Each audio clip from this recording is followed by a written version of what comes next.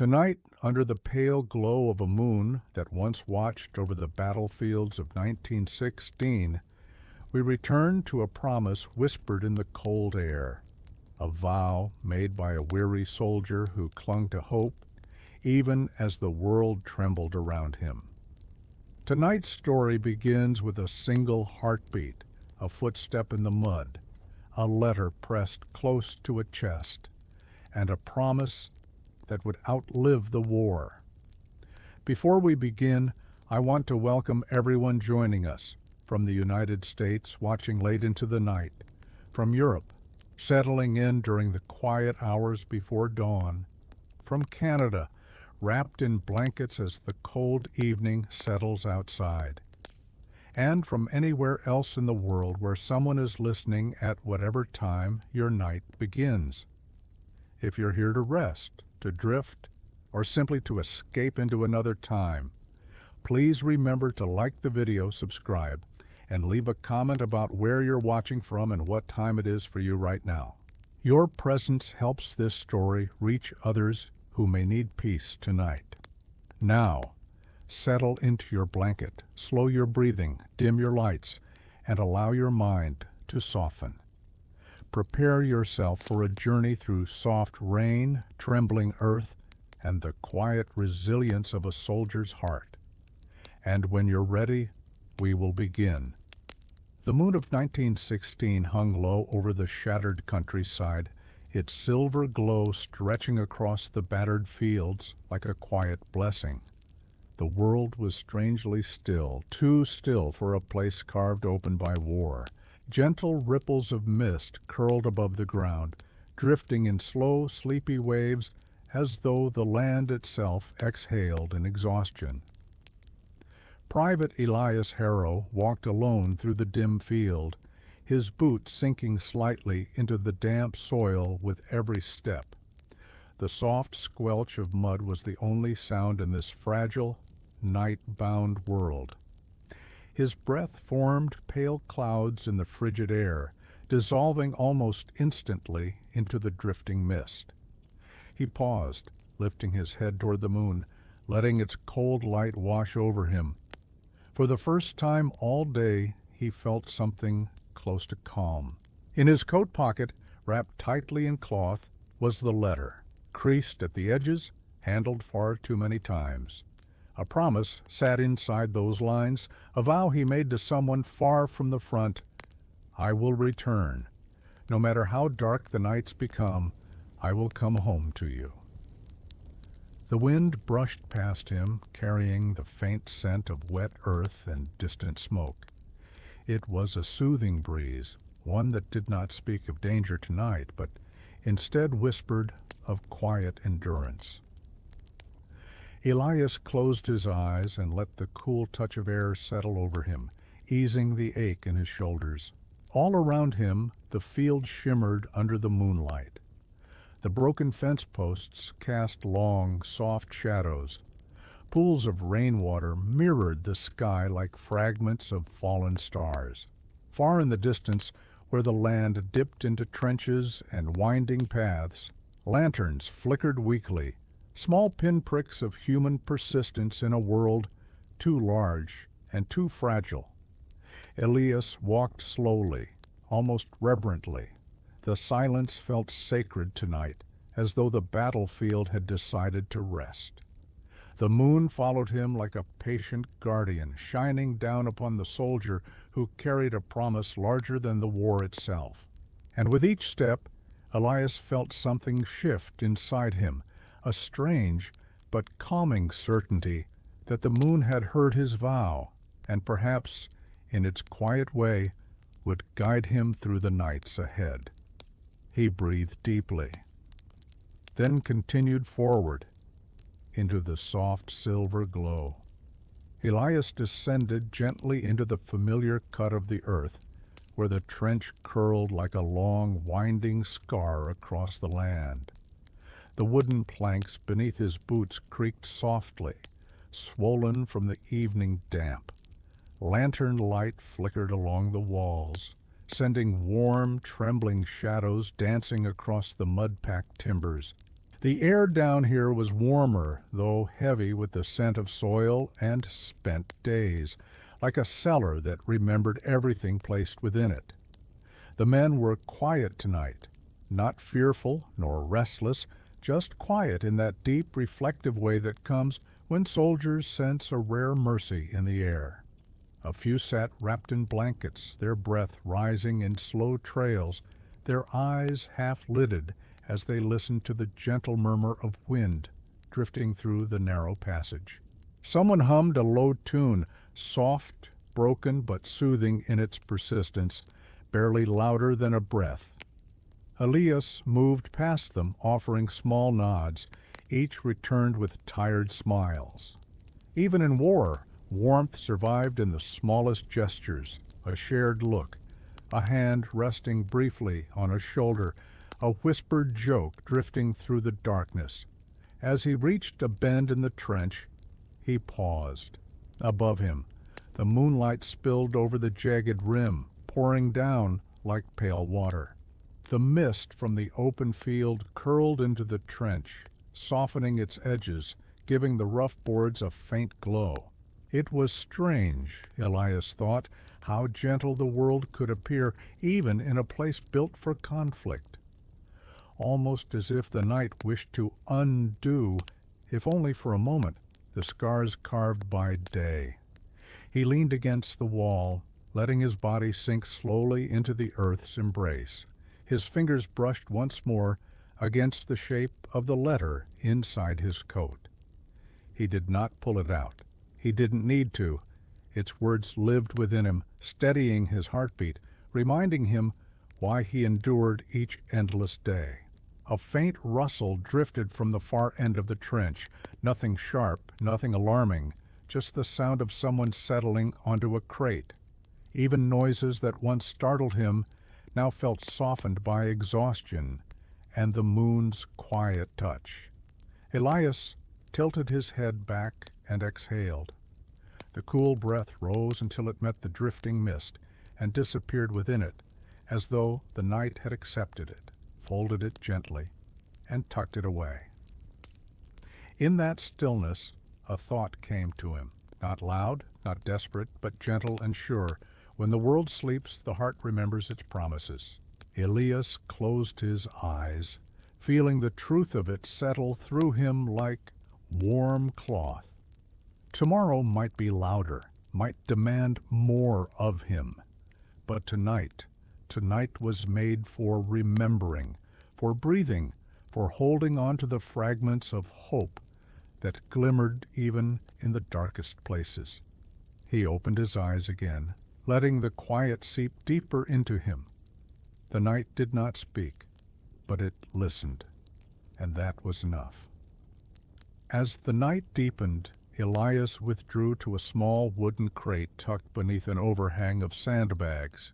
It was a place he often returned to in the quiet hours, when the world grew soft, when distant artillery slept, and when the moon cast its pale, watchful eye into the corridors of the trenches. He sat slowly, easing his tired body into stillness. The faint creak of the crate, the whisper of his coat settling around him, and the gentle murmur of a half-asleep soldier somewhere down the line blended into a lullaby of worn, earthly sounds. For a moment Elias simply breathed, letting the rhythm of the night match the rhythm of his chest. Then, with careful fingers, he reached into his coat and withdrew the letter. The paper was creased, softened by time, its edges frayed like the hems of an old memory. A few smudges rested across the ink, rain, fingerprints, perhaps even a stray tear from some forgotten evening. Yet the words remained clear, carved into the page with purpose, written in a hand he knew better than his own. My dearest Elias, come home when the moon is full. I'll be waiting. He traced the familiar script with the back of his knuckle, as gently as if he were brushing the cheek of the one who wrote it. The lantern above him swayed slightly with the breeze, casting golden ripples across the page, making the ink shimmer like starlight caught in motion. Reading the letter no longer brought the sharp ache it once did. Now it washed over him with a settling warmth, a reminder that there was a world beyond these trenches, a quiet cabin with a wooden hearth, a garden that swayed gently in the wind, and a face waiting with patient hope beneath the same moon that watched him now. Elias folded the letter slowly, reverently, as though sealing away a sacred truth. He held it against his chest for a long moment, feeling its weight, not heavy, but grounding, anchoring him to something softer than the war that surrounded him. The trench around him seemed to breathe in unison. A soldier rolled over in his sleep, mumbling words too faint to catch. Somewhere water dripped rhythmically from a crack in the wooden beams, forming a delicate pattern like a ticking clock softened by the night. Elias leaned his head back against the sandbags, and for just a moment he let himself imagine the future promised in the letter. The warmth of a home, the scent of pine from the forest beyond the cabin, the soft hush of wind against the window, a world untouched by gunfire, a world shaped by hope.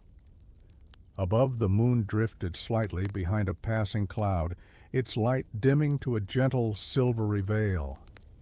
Elias watched the cloud's slow movement, the way it seemed to glide as if carried by unseen, caring hands. It calmed him, lulled him, wrapped around him like a quiet lullaby from a distant, safer time. And as the cloud thinned and the moon returned in full glow, Elias whispered the promise once more to himself, not out of fear, but out of devotion. I will return.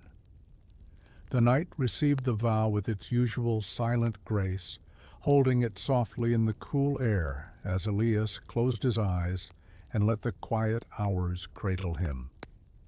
The trench walls curved upward into a narrow view of the sky, a thin ribbon of moonlit silver framed by rough timber and sandbags.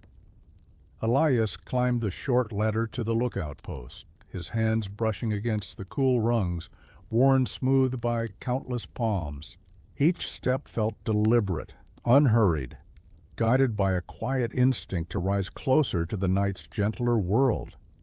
When he reached the top, the air shifted, cooler, clearer, touched by the faint scent of distant pine carried across miles of broken land.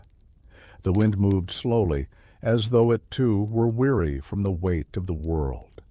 Elias lifted his gaze, letting the moonlight touch his face, smoothing the lines carved by long days without rest.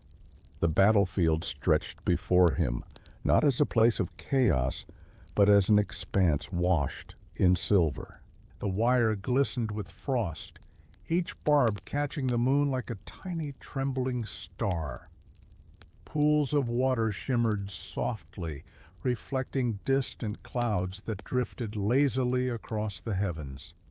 Even the shattered trees, their trunks splintered and leaning like old men worn by time, stood quietly under the moon's watchful glow. There was something sacred in the silence, a kind of peace that belonged only to the hours between midnight and dawn. Elias rested his hands upon the wooden edge of the post, feeling the grain beneath his fingertips, rough, grounding, familiar. He let his breathing fall into step with the rhythm of the wind, the rise, the fall, the steady exhale of a world trying to heal, even as it endured the unimaginable. Somewhere to his right, a night bird gave a soft, lonely call, 3 notes drawn out, echoing faintly across the open field. Its voice carried far, weaving between the broken branches and curling mist, sounding almost like a question whispered to the moon. Elias closed his eyes and listened. The earth beneath him felt still, resting. The men in the trenches behind him lay wrapped in blankets, drifting into uneasy dreams. The lanterns flickered in long intervals, their glow muted by the mist, and above it all, the moon remained steady, a pale, unwavering sentinel of 1916. When Elias opened his eyes again, he traced the horizon with a slow sweep of his gaze. He knew danger lay out there somewhere, hidden in the dark ridges, the distant silhouettes, the long shadows. But tonight it felt softened, held back by the moon's insistence on gentleness.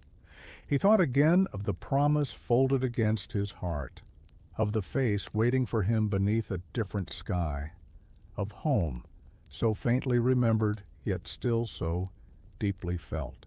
A soft breath escaped him, not quite a sigh, more like a release, a small moment of surrender to the night's quiet mercy. For now he allowed himself to simply be a man beneath the moon, not a soldier beneath its burden. The wind brushed past once more, lifting the ends of his coat, carrying with it the faintest warmth despite the cold. It felt like reassurance, a reminder that even in desolation the world found ways to be gentle. And Elias, resting his weight against the wooden post, let the moon's glow seep into him, washing away the tension, leaving only the quiet pulse of hope. Elias descended from the lookout with slow, measured steps, letting the calm of the moonlit field linger around him like a cloak. As his boots touched the planks of the trench once more, he noticed the faint crunch beneath his soles, the first delicate crusts of frost settling over the night-cooled wood. Winter's breath had crept in quietly, brushing the landscape with a thin crystalline veil that shimmered faintly in the lantern light. He began to walk the narrow passage, tracing his fingertips lightly along the trench wall. The boards were cold to the touch, dew gathering in tiny beads that sparkled like pale gems. The air held a weightless stillness, as though even time itself had slowed to observe the fragile beauty forming in the quiet hours. With each step, Elias heard the soft rhythm of his own movement, boot, frost, breath, subdued and steady. It was a gentle cadence, almost meditative. In the hush of the early morning hours, the simple act of walking felt grounding, reminding him that despite the chaos of the world above, there were still moments shaped by peace. Ahead of him, a lantern hung loosely from a peg, swaying just enough to make the shadows move like drifting smoke. The flame inside trembled, stretching and curling in soft golden waves, but it held steady, undaunted by the chill. Elias paused beneath it, studying the soft glow spreading across the nearby boards. The warmth it cast was small, but it made the cold feel less intrusive, less commanding. Somewhere deeper in the trench, he heard the gentle crackle of someone adjusting a blanket. A murmur followed.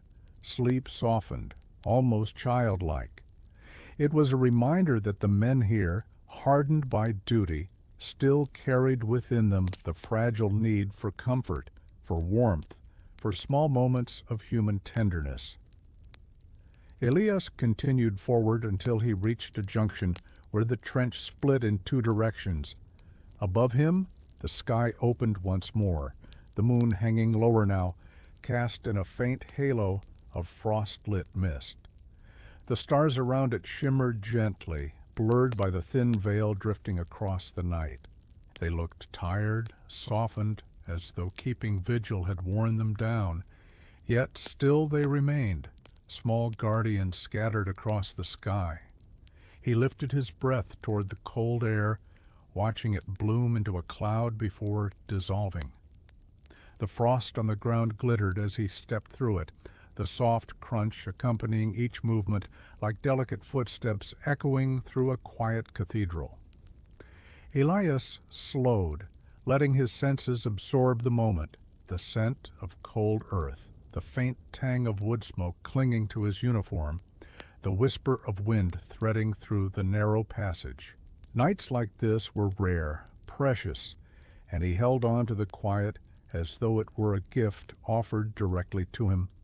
He placed a hand over his coat pocket, feeling the outline of the folded letter beneath. Even through the layers of fabric it felt warm, alive, enduring, a quiet pulse of hope against the chill. Under the pale glow of the moon, Elias whispered into the frost-bound air, one step at a time, toward home. The night received the words gently, allowing them to drift upward into the silvered sky, where they hung for a heartbeat before dissolving into the soft breath of winter. Near the center of the trench system, Elias saw the faint glow of a small, carefully tended fire. It crackled softly within a sheltered alcove, built of sandbags and timber, a tiny refuge carved into the cold earth.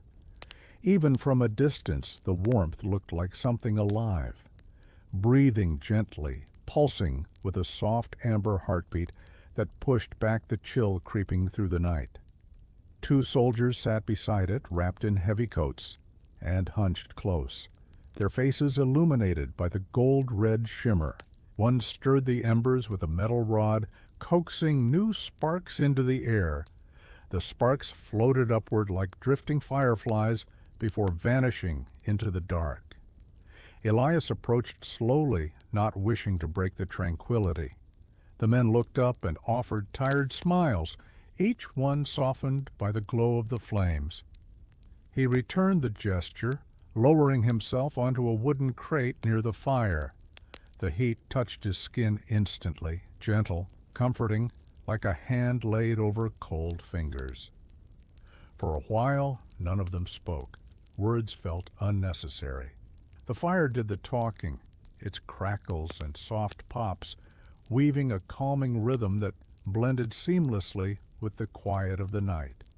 Elias watched as the flames bent and curled, shaping themselves into ribbons of light that danced across the sandbags. The warmth seeped deeper, traveling through his gloves, easing the stiffness in his hands.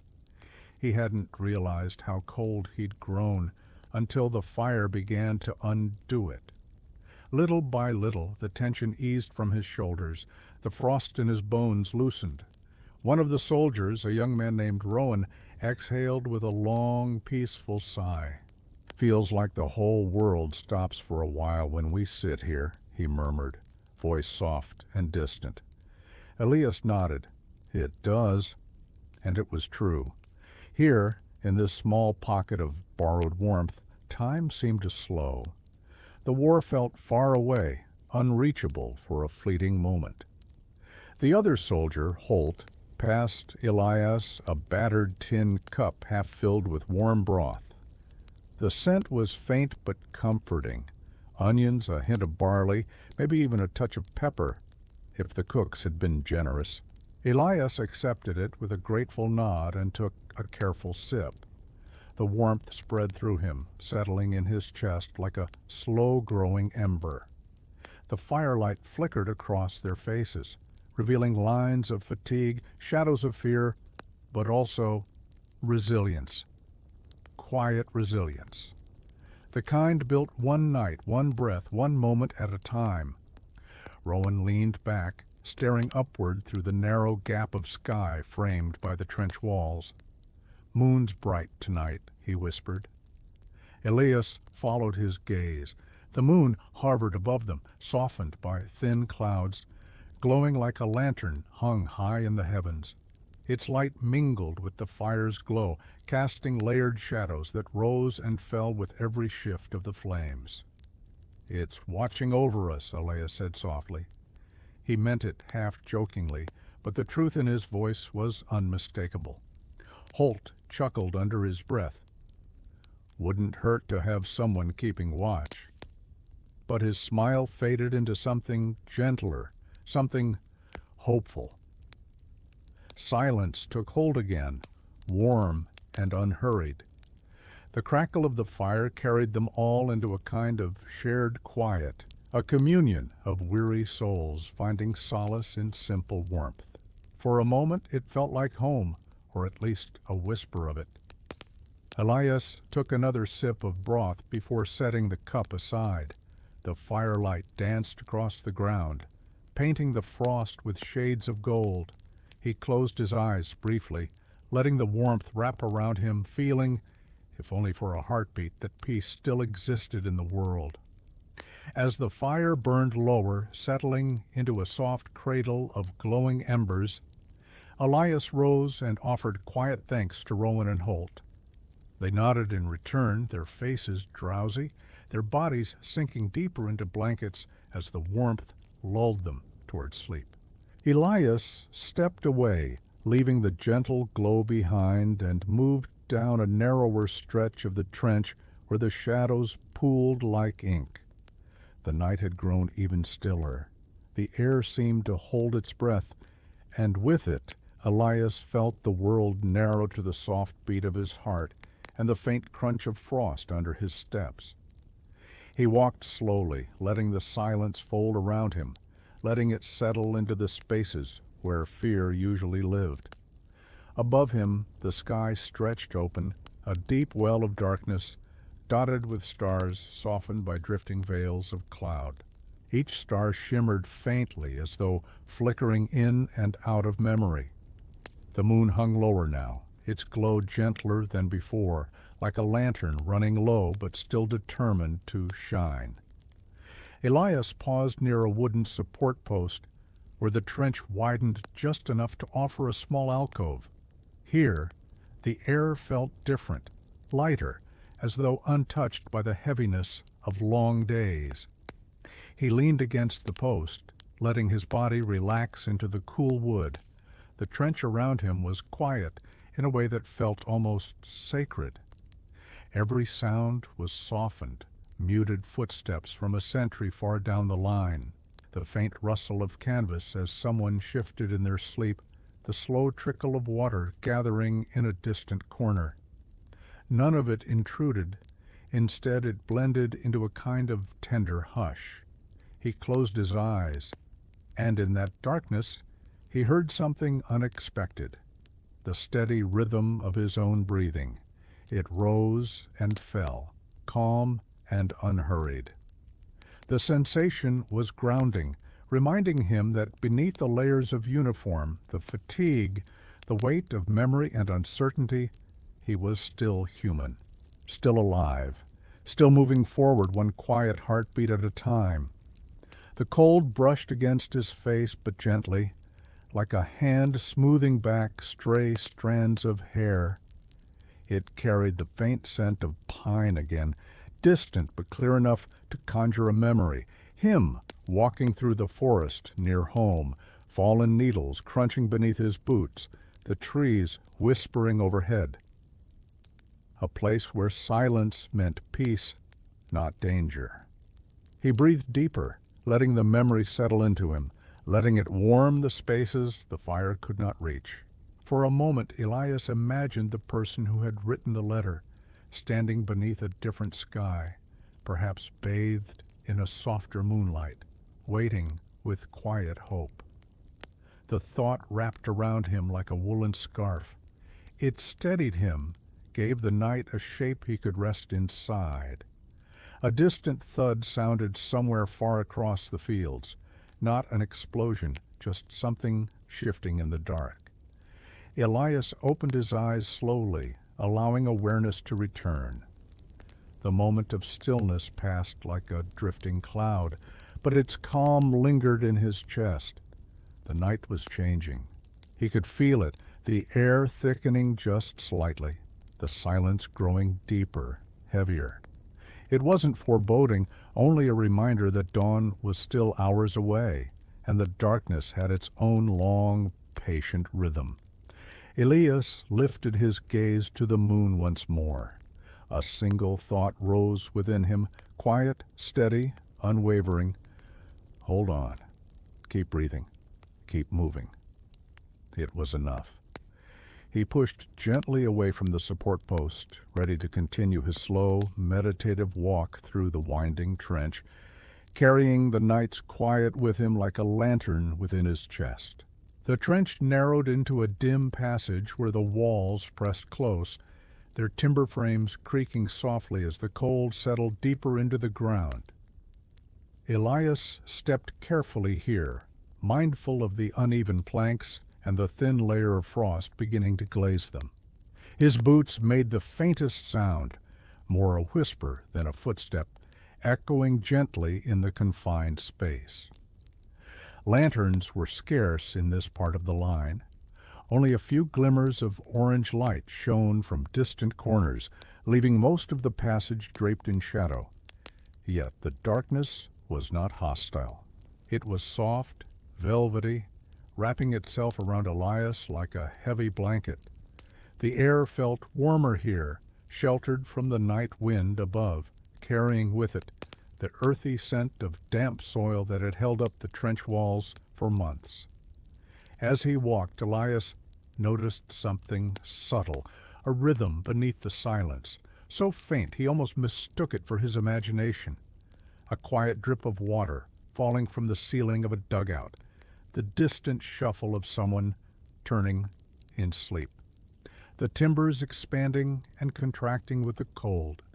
Tiny sounds, fragile and rhythmic, weaving an underground lullaby. He slowed his pace, letting the echoes guide him forward, letting them soothe the restless corners of his mind. There was comfort in these small reminders of life, the gentle noises that meant others were still here, breathing, dreaming, surviving the night beside him. The trench widened into a hollowed alcove where crates and canvas sacks were stored. A single candle burned on a crate, its flame unable to stand tall but persistent in its trembling glow. The light flickered across the walls, revealing scratches, initials, dates carved into the wooden beams by hands yearning to be remembered. Elias ran his fingertips lightly over a set of initials, FW, then AR, then a date etched deeper than the rest. He didn't know the soldiers who had carved them, but their presence lingered, imprinted into the very bones of the trench. Each mark felt like a whisper left behind.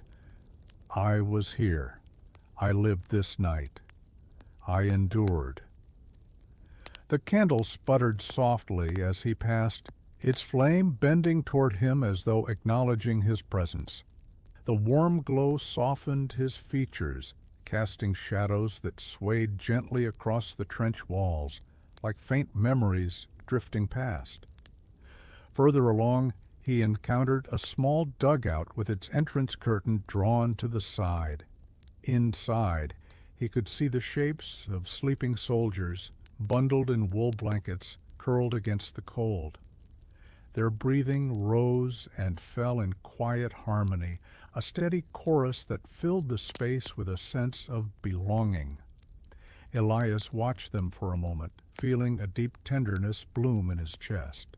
War had a way of forging unlikely bonds, fragile, profound connections that lived in silence rather than speech. In moments like this, he felt them most clearly. One soldier stirred, murmuring a name Elias didn't recognize before falling still again. Elias stepped back gently, careful not to disturb the fragile peace that rested over the dugout like a protective veil. He continued onward, his steps slow, almost reverent. The trench widened once more, and he found himself nearing a quiet junction where the walls formed a crossroad of pathways leading deeper into the labyrinth. Here the echoes changed, softened even further, until they blended into one steady hum like the heartbeat of the earth itself.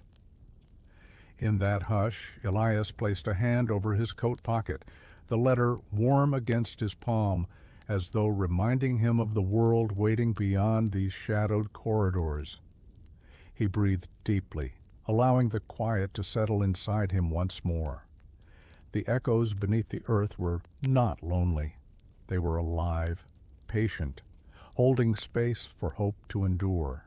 As Elias moved deeper through the winding trench, he noticed a faint glow ahead, soft, diffused, unlike the crisp lantern light he had seen earlier. It wavered gently, blurred by a thin veil of fog that had begun to creep into the lower corridors of the earth. The mist curled along the ground like pale smoke, swirling around his boots in delicate spirals as he walked. Drawn to the gentle light, he approached the bend. The air grew cooler here, tinged with the faint scent of wet stone and cold metal. Every breath he took seemed to shimmer, visible for a heartbeat before dissolving into the drifting fog. The quietness deepened, becoming almost dreamlike. Rounding the corner, Elias found a single lantern hanging from a crooked nail driven into the trench wall. Its glass was fogged from the damp air, giving the flame inside a warm, blurred glow that softened the shadows around it. The lantern swung slightly, swaying from a passing breeze that Elias could not feel, almost as if the night itself had brushed by.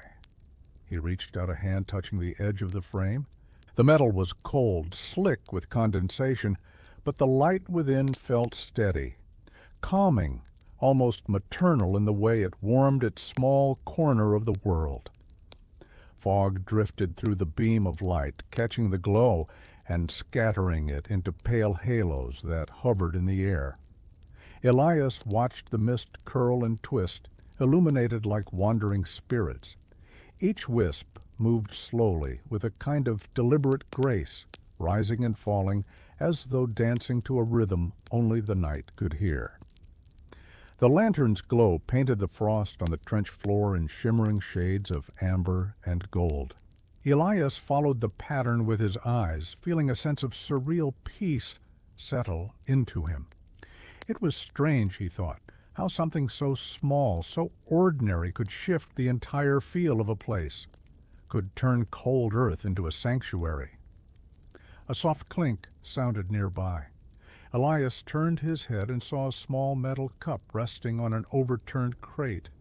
Someone must have left it behind during a change in patrol. The cup was half filled with water, the surface trembling with the slightest vibration. When a wisp of fog passed over it, the reflection of the lantern inside shimmered like a trembling star. Elias picked up the cup, not to drink, but simply to feel its weight. Cool, smooth, surprisingly grounding. He set it back with care. Leaning against the trench wall, he allowed himself to stay within the circle of lantern light a little longer. In the fog-tinged glow, the world felt suspended, unhurried. Even the distant noises of the camp, murmured sleep, shifting boots, rustling canvas, seemed softened, wrapped in layers of mist. As he watched, the lantern flickered, not sharply, not with any sense of urgency, just a gentle flutter, like eyelids drooping in drowsiness. The flame settled again, steady and warm. Elias found himself whispering aloud, his voice barely more than a breath. "Thank you for the light."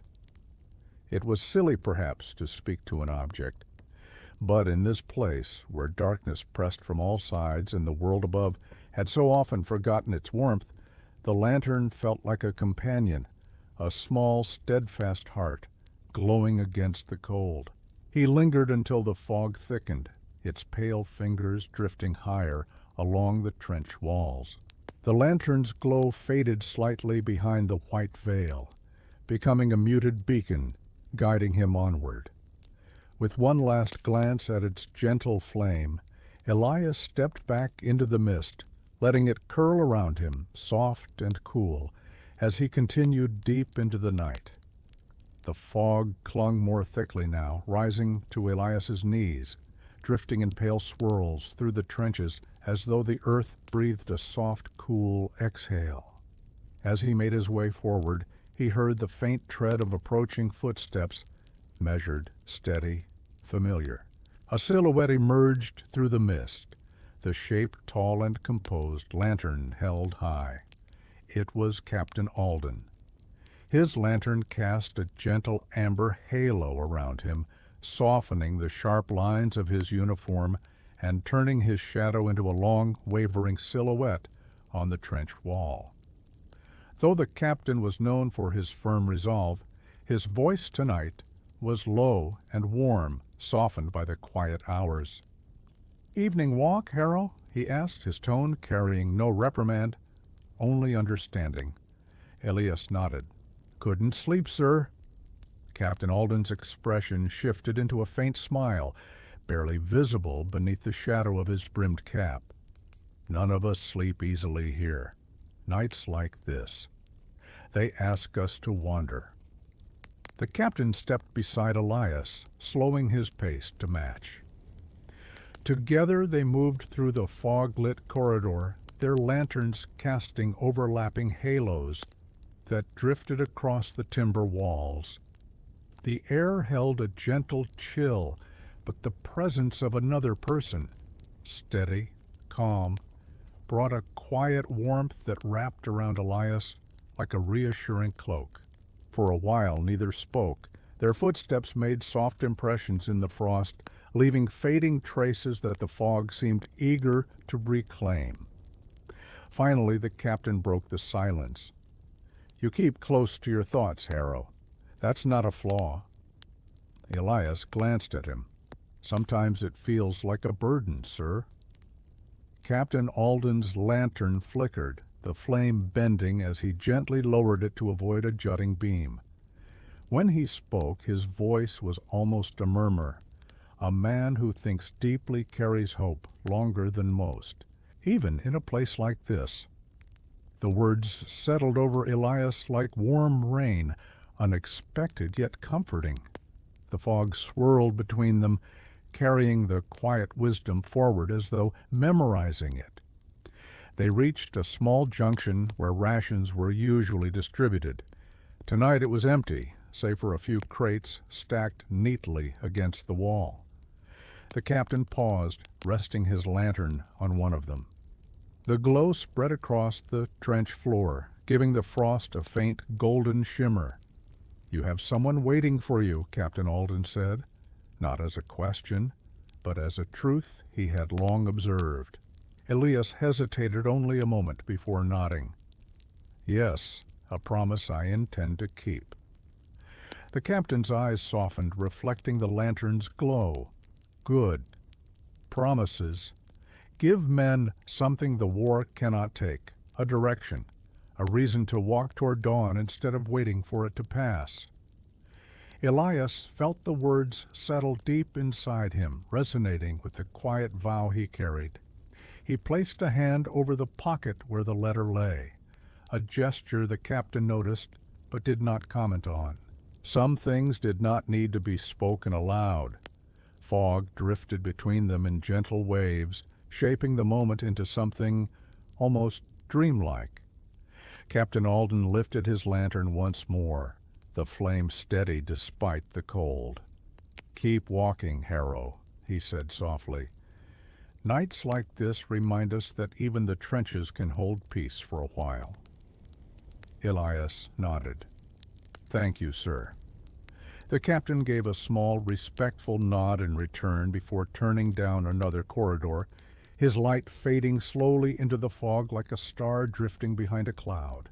Elias watched the glow until it disappeared, leaving only the soft, pale mist and the quiet pulse of his own breath.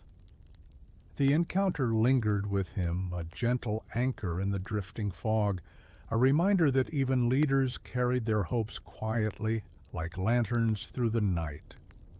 With renewed steadiness, Elias continued down the trench, feeling the captain's words echo within him. A direction, a reason to walk toward dawn.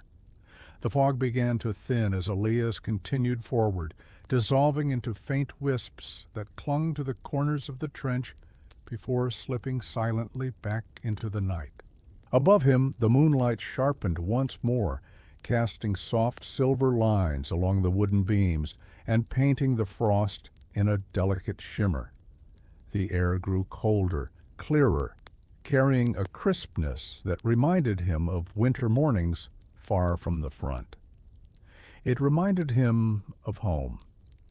He slowed his steps, letting the memory rise gently, unhurried, like snow falling onto a quiet field. He could see it clearly, the small cabin nestled near the forest's edge, its chimney breathing out thin threads of smoke into the pale morning sky. Frost clung to the window panes in soft, swirling patterns. The porch creaked as someone stepped out, wrapped in a wool shawl, breath curling upward in a warm plume. Her silhouette, familiar, comforting, framed by the gentle glow of dawn. Elias closed his eyes for a moment, allowing the vision to settle fully in his mind.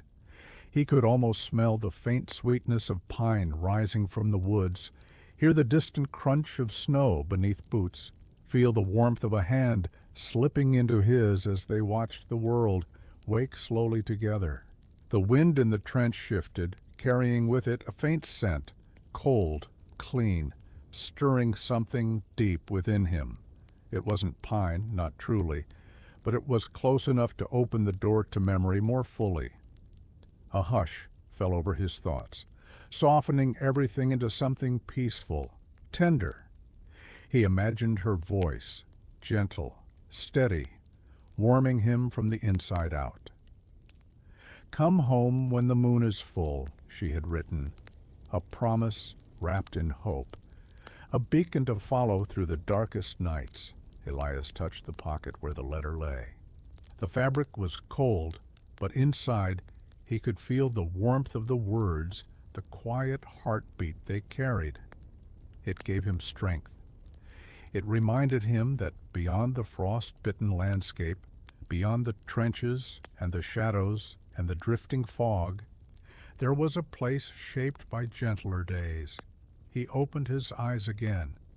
The trench looked different now, still harsh, still narrow, but softened by the moon's glow and the memory that lingered like a delicate warmth in the air. Every frost-crusted board seemed touched by silver. Every drifting wisp of mist felt like a veil of calm settling gently over the earth. He continued walking, slower now, almost reverently. The cold bit at his cheeks, but he didn't mind. It sharpened the memory, made it feel real, close, alive. He could almost believe that if he whispered her name, the night would carry it across the fields, through the forests, all the way to her waiting heart. A soft crunch behind him made Elias pause.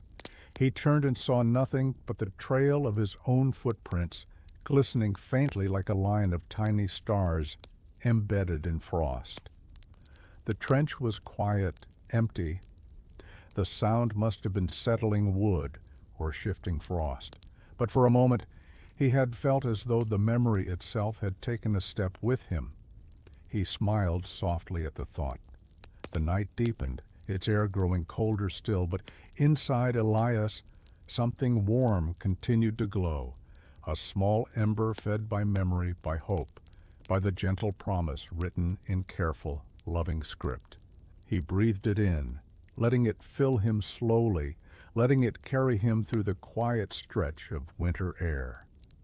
One step, then another, toward dawn, toward home, toward the promise that waited beneath the full moon.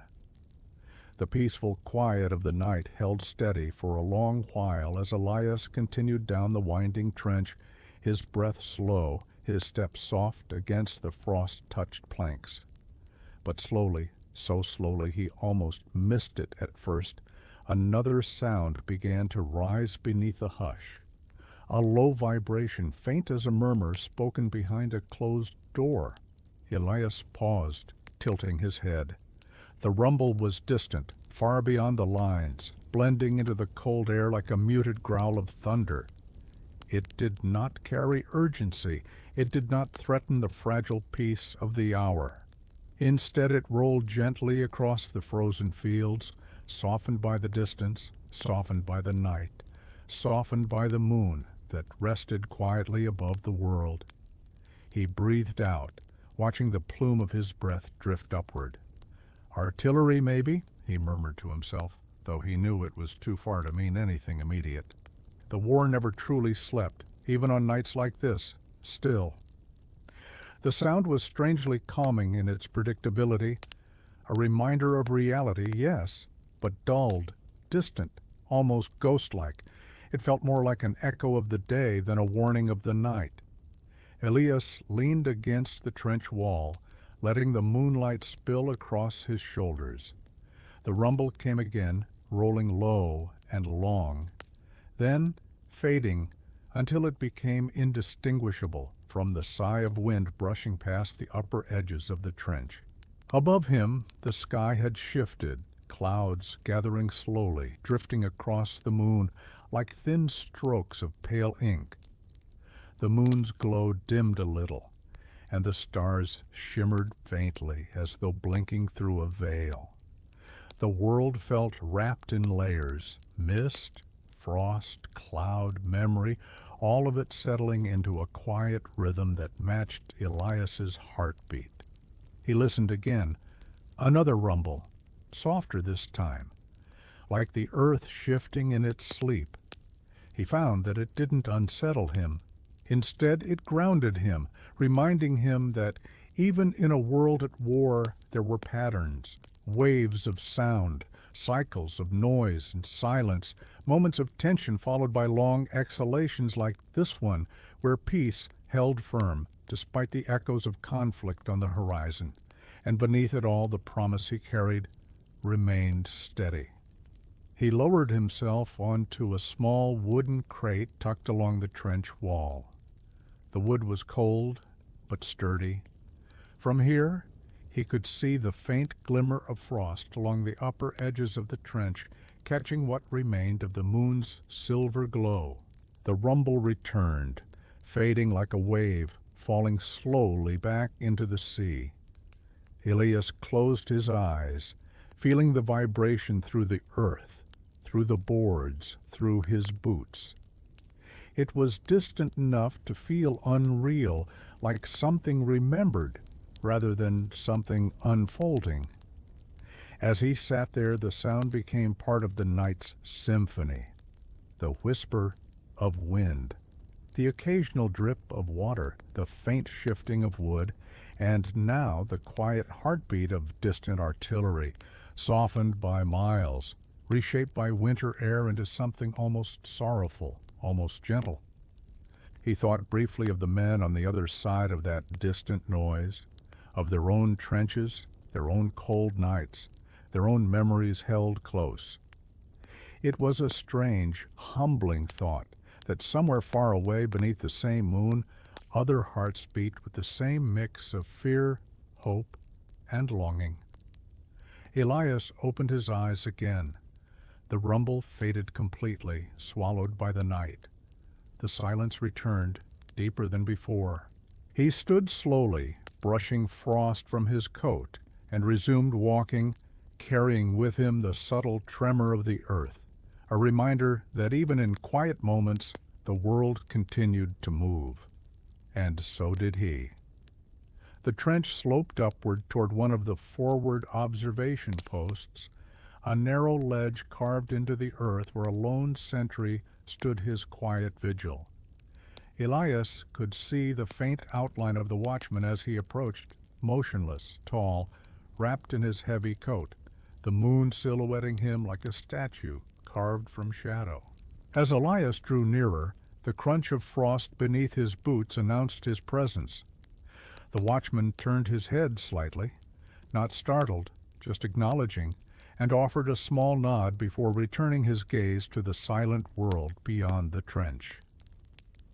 Elias climbed the short incline and stepped onto the wooden platform beside him.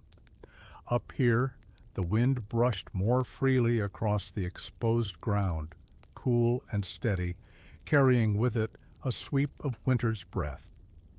The sky felt wider, too, the moon suspended above them like a pale guardian lantern. "Quiet night," the watchman murmured. His voice was low, softened by long hours of stillness. Elias nodded. Peaceful in its own way. The man, Corporal Denholm, rested his hands on the top edge of the trench wall, his fingers reddened slightly from the cold. He was a steady presence in the unit, known for his calm under pressure, But tonight his posture held something gentler, a softness born from solitude. They stood side by side in silence for a moment, gazing out over the pale expanse of frost-covered earth. The fog that had drifted through the trenches lay lower now, pressed close to the ground, like a sleeping animal. Beyond it, the landscape stretched into darkness, broken only by faint silhouettes of distant trees and the ghostly shimmer of moonlit wire. "Some nights feel longer than others," Denholm said quietly. "Tonight feels suspended," Elias replied. The watchman's breath escaped in a slow plume, like the world's holding itself still, waiting. Elias thought about that, how the night seemed to cradle them, how even the distant rumble from earlier felt softened, absorbed by the cold air. "Maybe it's giving us a moment to breathe," he said. Denholm's lips curved into the smallest hint of a smile. "Wouldn't that be something?" A gust of wind swept across the ridge, rustling the sparse grass that clung to the earth above the trench. The sound was soft, almost musical, like a low sigh drifting across a winter field. Elias closed his eyes briefly and let the cold air wash over him, clearing the fog from his mind. "You ever think about what you'll do when you get home?" Denholm asked suddenly, his voice still gentle, almost hesitating. Elias touched the pocket where the letter rested. "I do." Denholm gave a quiet hum of understanding. "That's good, something to anchor yourself to." He shifted slightly, adjusting his stance. The lantern at his feet cast a soft golden glow upward, illuminating the lower half of his coat and the frost in his beard. The light made the moment feel warmer than it should have, like a small hearth in the open night. "I have a sister back home," Denholm said after a pause. "She writes me every week. Told me the first snow fell yesterday. Says the garden's sleeping under a white blanket." There was tenderness in his voice, subtle, fragile. Elias nodded. "It must be beautiful." "It is," Denholm murmured, the memory softening his eyes. "Quiet, like the world forgiving itself." They stood together in shared silence, each man tethered to someone far away by invisible threads.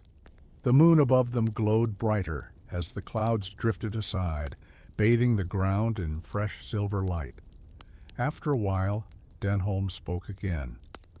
"You should get some rest when you can, Harrow. Dawn will come, and with it, whatever it brings." Elias nodded, though he lingered a moment longer, drawn to the serene view stretching before them. The night felt delicate, as if made of porcelain, something to be held carefully, something easily broken. "Good night, Corporal," Elias said softly. "Good night." Elias stepped down from the lookout, leaving Denholm in his steady vigil at the edge of night. As he walked back into the trench's winding path, he carried with him the quiet strength of their exchange, and the reminder that even standing watch in the cold darkness, no man was truly alone. As Elias moved away from the watchpost, the trench sloped gently downward into a broader, more sheltered section where the battalion rested. The lanterns here were dimmed to soft glows, small halos of amber light suspended in stillness. Canvas coverings hung over portions of the trench ceiling, creating pockets of shadow where the men slept in huddled clusters, wrapped in wool blankets and the deep instinctive quiet of exhaustion. Elias slowed his steps, careful not to disturb the fragile peace. The sounds of sleep drifted around him like soft waves, faint breaths rising and falling in calm rhythms, quiet murmurs from half-formed dreams, the muffled rustle of someone shifting beneath a blanket. The air was warmer here, sheltered from the wind, carrying the earthy scent of soil and the faint aroma of burned wood from earlier fires. He paused near a row of sleeping soldiers, each one curled tightly as though protecting something precious within themselves. A few had removed their helmets, revealing faces softened in slumber, lines of worry smoothed out, their features gentler, almost childlike, beneath the thin veil of moonlight filtering in from above. Elias felt an ache of tenderness swell in his chest. These men, these weary souls who carried burdens far heavier than their packs, looked so peaceful in this moment, so vulnerable, so deeply human. War stripped them of many things, but sleep returned a piece of their innocence, even if only for a fleeting hour. A lantern flickered near his left shoulder, casting slow-moving shadows that stretched across the ground like drifting ghosts. The light caught on a photograph pinned inside a soldier's open coat. Elias gently lowered himself to one knee and looked at the image. A woman and 2 children standing in front of a small farmhouse, their smiles bright and full of life. He recognized the coat. It belonged to Sergeant Whitlow, a man who rarely spoke of home, but who carried this picture everywhere. Whitlow slept now with one hand resting lightly on the edge of the coat, fingertips grazing the photograph, as though even in dreams he reached for the world far beyond the trenches. Elias placed the coat more securely over him, tucking the blanket closer. Whitlow murmured something unintelligible but peaceful, his breath softening into steady rhythm once more. Further down the trench, Private Malley snored gently, a slow, steady rumble that echoed faintly in the quiet. The sound made Elias smile. Malley's snores had become almost a comfort to the battalion, a rhythmic reminder that no matter how uncertain tomorrow might be, someone could still fall asleep deeply enough to embrace it without fear. The earth above them groaned softly as the frost shifted, releasing tiny particles of dirt that floated down in lazy spirals. Elias brushed some from a sleeping soldier's sleeve with tender care. At the far end of the sleeping area, someone had left a candle burning low, its flame small but unwavering. It cast a pool of warm light over a stack of letters, some sealed, some already opened and folded neatly.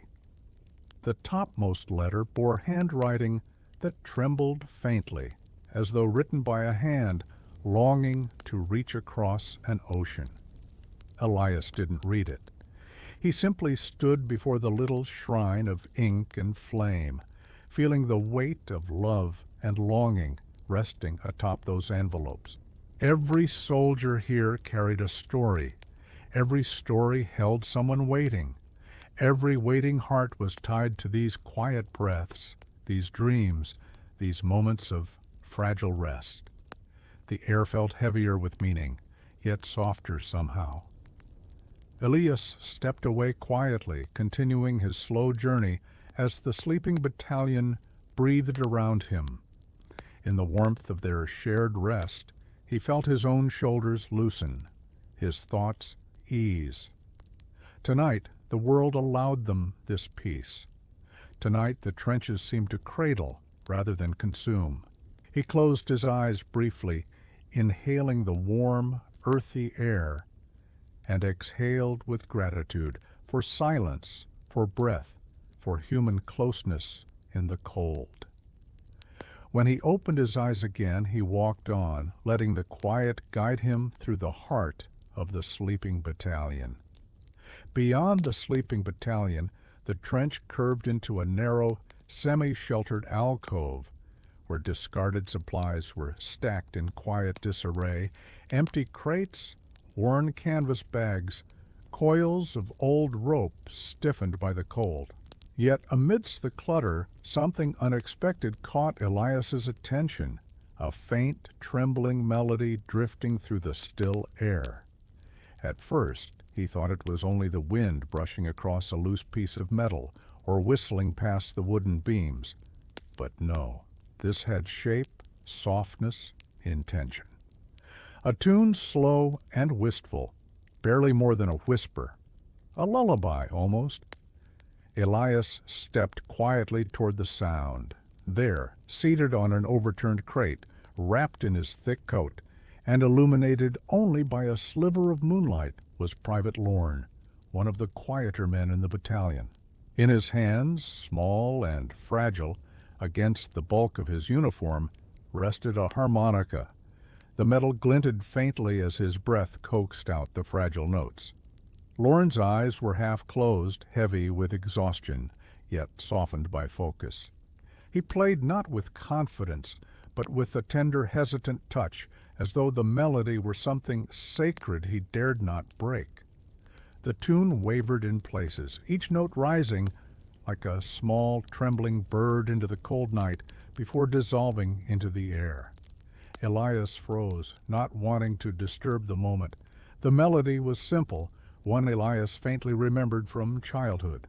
Something sung on winter nights when the fire burned low and the world outside was quiet and white. He couldn't recall the words, only the shape of it. A melody meant to soothe restless hearts, to guide wandering thoughts toward rest. Lorne exhaled into the harmonica again, the note stretching soft and thin, fading like breath on frosted glass. His shoulders rose and fell in slow rhythm, matching the gentle cadence of the tune. Elias felt a warmth grow in his chest. Not physical warmth, but something deeper, something made of memory, longing, and the simple, unbroken thread of humanity that persisted even here. The melody wreathed through the air like a fragile ribbon of sound, weaving between the crates, slipping through the cracks in the wooden boards, rising into the moonlit sky. It softened everything it touched. Even the cold seemed to pause, listening. Lorne stopped abruptly, as if realizing someone might be near. His head lifted, eyes adjusting to the dim light. When he spotted Elias, he stiffened slightly, embarrassment flickering across his features. "Oh, sorry, I didn't mean to wake anyone," he whispered. Elias shook his head softly. "You didn't. It's beautiful." Lorne let out a shy breath, lowering the harmonica a little. "Just something my mother used to play. I don't remember it well." "You remembered enough," Elias replied gently. Lorne's gaze softened, and he looked down at the harmonica in his hands. "It helps. I don't know. Keeps me from sinking too deep into my thoughts." Elias nodded. He understood that well, how small things, remembered things, kept a man tethered to himself when the world tried to strip him down to only survival. "Would you play a little more?" Elias asked quietly. Lorne hesitated, then brought the harmonica back to his lips. This time the melody was even softer, gentle as snowfall. The notes floated between them, warm despite the cold, each one carrying the weight of memory and the subtle hope that still lived within these trenches. Elias closed his eyes briefly, letting the music settle into him like a warm hand on his shoulder. The world around them faded, the war, the frost, the distant rumble of artillery, all softened beneath the fragile song. When the final note drifted away, the silence that followed felt tender, almost sacred. "Thank you," Elias whispered. Lorne nodded, his expression shy but peaceful. "Sometimes we just need to remember something gentle." Elias offered a small smile. "We do." He stepped back, leaving Lorne with his harmonica and the lingering hush of the melody, which seemed to echo even after it had faded. As Elias walked on, he carried the tune with him, a quiet companion following him deeper into the night. The trench narrowed again as Elias moved onward, winding into a quieter part of the line where the walls rose higher, blocking most of the moonlight. Here the air felt colder, stiller, as though untouched by even the faint warmth of the sleeping battalion behind him. Frost clung to every surface, delicate patterns etched across wooden beams, shimmering crystals forming along the metal rivets, thin icy sheets coating the boards beneath his feet. Elias walked carefully, his breath blooming in pale plumes before drifting upward into shadow. As he rounded a corner, his eyes caught on a bundle resting on an overturned crate. Someone had set it there with gentle hands. A stack of letters tied together with coarse twine. The edges were curled from handling, and the faintest dusting of frost had settled across the top sheet, giving it a silvered, enchanted appearance beneath the faint glow of a lantern hung nearby. He approached slowly. The letters belonged to Corporal Hayes. Elias recognized the looping script of the name written on the outermost envelope. Hayes was one of the older men in the battalion, steady and soft-spoken, with a gaze that always seemed to be listening rather than watching.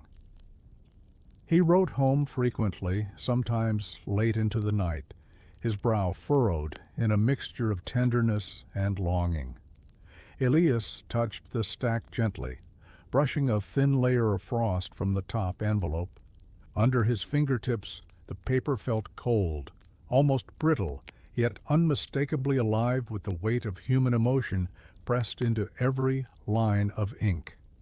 The lantern beside the crate flickered, casting the faintest glow across the handwritten words visible on the envelope's edge. My beloved. Elias didn't read further. He respected the privacy of the letters, their intimate world of hopes and fears. But the presence of them, resting quietly beneath a lantern's trembling light, filled him with a deep sense of connection. Each envelope held a heartbeat, a voice reaching across vast distances, bridging trenches and oceans. He lifted the stack carefully and placed it inside the small wooden storage box beside the crate, ensuring they were safe from the encroaching frost. As he did, he noticed another loose sheet lying beneath the twine, a half-written page, perhaps forgotten or slipped from Hayes's pocket. The ink on it glimmered faintly in the cold light. Not reading, only glancing. Elias saw the beginnings of a sentence.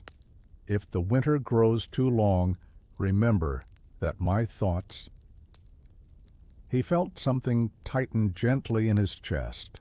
These letters, these fragile lifelines, held the warmth of entire worlds. They kept men tethered to love, to home, to purpose.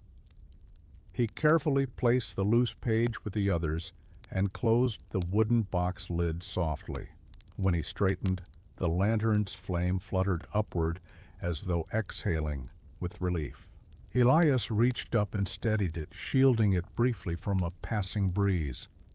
The flame steadied, casting a warm pulse of gold across the frost-coated walls. He lingered, letting the gentle glow settle over him. The cold stung his cheeks, but inside his chest, warmth returned, a quiet ember sparked by the presence of those letters, their delicate hope suspended between worlds. He thought of his own letter, the one he carried always. Without meaning to, he placed a hand over it through his coat.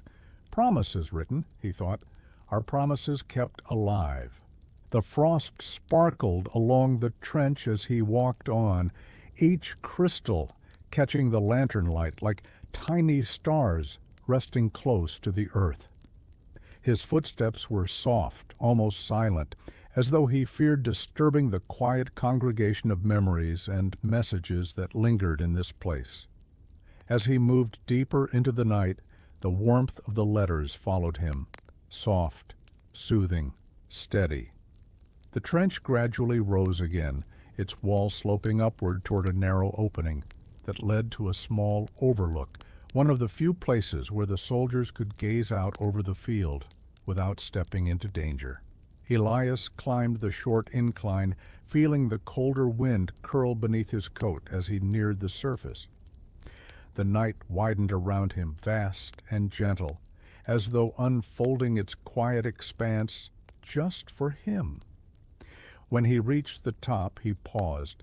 Before him stretched the open field, silent, white with frost, and glimmering beneath the pale glow of the moon. The moonlight draped itself across the land like sheer silk, softening the hard edges of the world. It gleamed on the coils of barbed wire, turning each strand into a delicate thread of silver. It gathered on the frozen pools, turning them into mirrors that held the stars. The fog had thinned here, settling low along the ground, moving in slow, deliberate swirls as though stirred by a hidden hand. It danced among the shattered remnants of trees and drifted around the dark silhouettes of distant posts, giving the field an otherworldly stillness, as if the battlefield were holding its breath. Elias stepped closer to the ridge, letting the cold wind graze his face. The air tasted clean and sharp, carrying the faint scent of frost-bitten grass and distant smoke from dying fires. His breath drifted before him in soft clouds that rose and dissolved into the night. He felt small here, but not in a frightening way. The vastness of the field, the openness of the sky, the quiet dominance of the moon, all of it made the worries inside him shrink, smoothing their edges until they felt manageable, almost gentle. The world beyond the trenches was scarred, yes. Broken earth, shattered wood, abandoned equipment half buried in frost. But in this stillness, under this moon, those scars became part of a landscape touched by quiet grace. The war seemed distant, the danger muted. What remained was something fragile but beautiful, a reminder that even wounded land could hold a kind of peace. Elias let his eyes drift toward the horizon. There, faint but unmistakable, a line of trees rose like dark brush strokes against the sky. Their branches were bare, reaching upward like cold fingers, but they stood firm, silent guardians watching over the frozen field. Beyond them lay villages, farms, valleys, distant towns, and somewhere far beyond all that, home. A soft ache stirred in his chest. He imagined her standing outside the cabin again, wrapped in her shawl, gazing at the same moon, perhaps whispering a quiet hope into the cold night air. The idea warmed him from the inside, spreading slowly through his limbs. A thin gust of wind swept across the ridge, carrying with it a faint creak of wire and the whisper of frozen branches brushing one another in the distance. The sounds were subtle but soothing, blending seamlessly with the calm of the landscape. Elias lowered himself onto a large frost-coated beam, sitting with his hands resting loosely between his knees. The wood was cold beneath him, but he didn't mind. The cold kept him awake in a peaceful way, like stepping into a winter morning before dawn, when light is only a promise. He watched the field for a long time, long enough that the moon shifted slightly in the sky, long enough for the fog to drift and reshape itself into new patterns. Time passed gently, without urgency. In this moment, Elias felt connected to everything: the land, the sky, the sleeping battalion behind him, the distant promise of home ahead. It was as if the night had woven him into its quiet tapestry. He breathed deeply, letting the cold fill his lungs, letting the stillness settle into him like a soft blanket. This was not safety, not truly, but it was peace, borrowed, fleeting, precious, and tonight that was enough. As Elias sat watching the frost-silvered field, the sky above him began to shift again. A thin veil of clouds drifted aside like a curtain being gently pulled away, revealing a clearer stretch of heavens. One star, brighter than the rest, emerged from behind the haze, shimmering with a cold but steady light. It hung low near the horizon, pulsing softly, as though breathing with the rhythm of the night. Elias tilted his head upward, drawn to its glow. A winter star. He had heard stories of such things, old tales whispered around hearths, told by elders who spoke of distant signs and quiet blessings. Some said winter stars watched over travelers, others said they guided lost souls home, and some believed they illuminated promises, keeping them alive through the dark months. Tonight the star looked as though it were watching him directly. The wind brushed his cheeks, gentle as fingertips. Elias breathed in the cold air and let it settle deeply into him.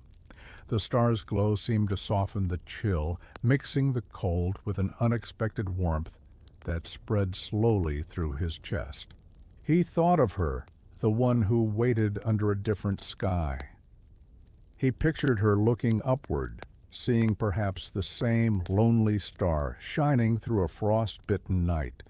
Or maybe she slept now, dreaming of spring, unaware that across an ocean, beneath this moon, a soldier looked toward the same light and felt his heart steady. Elias closed his eyes briefly. A whispered memory rose within him. "If ever you feel lost," she had said once, "look for the brightest star. I'll be looking too." He felt the ache of that moment, gentle, not painful, like the way a soft fire stirs warmth into frozen hands. The winter star pulsed once more, its glow settling over the field like a small blessing.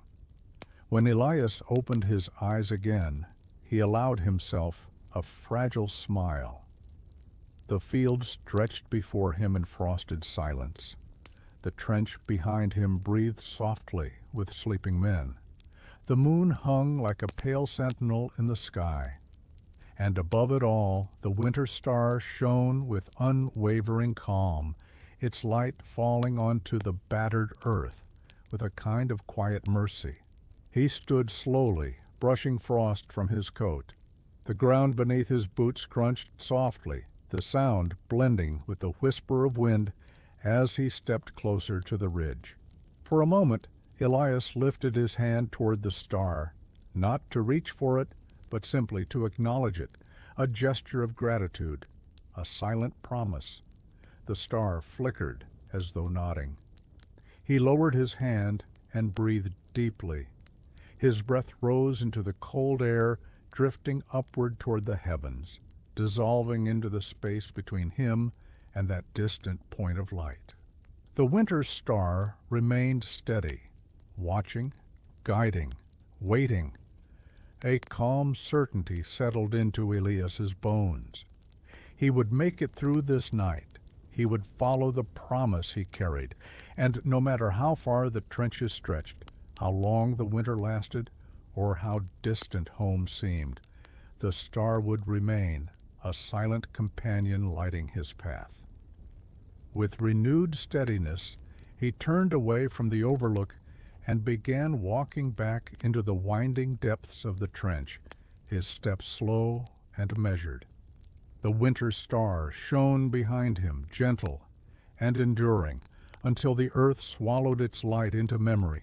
As Elias descended back into the trench, he entered a quieter corridor where wooden supports arched overhead like the ribs of a great sleeping beast.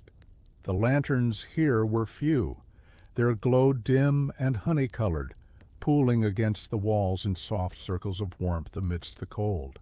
Frost clung to the edges of the planks, sparkling faintly as he passed.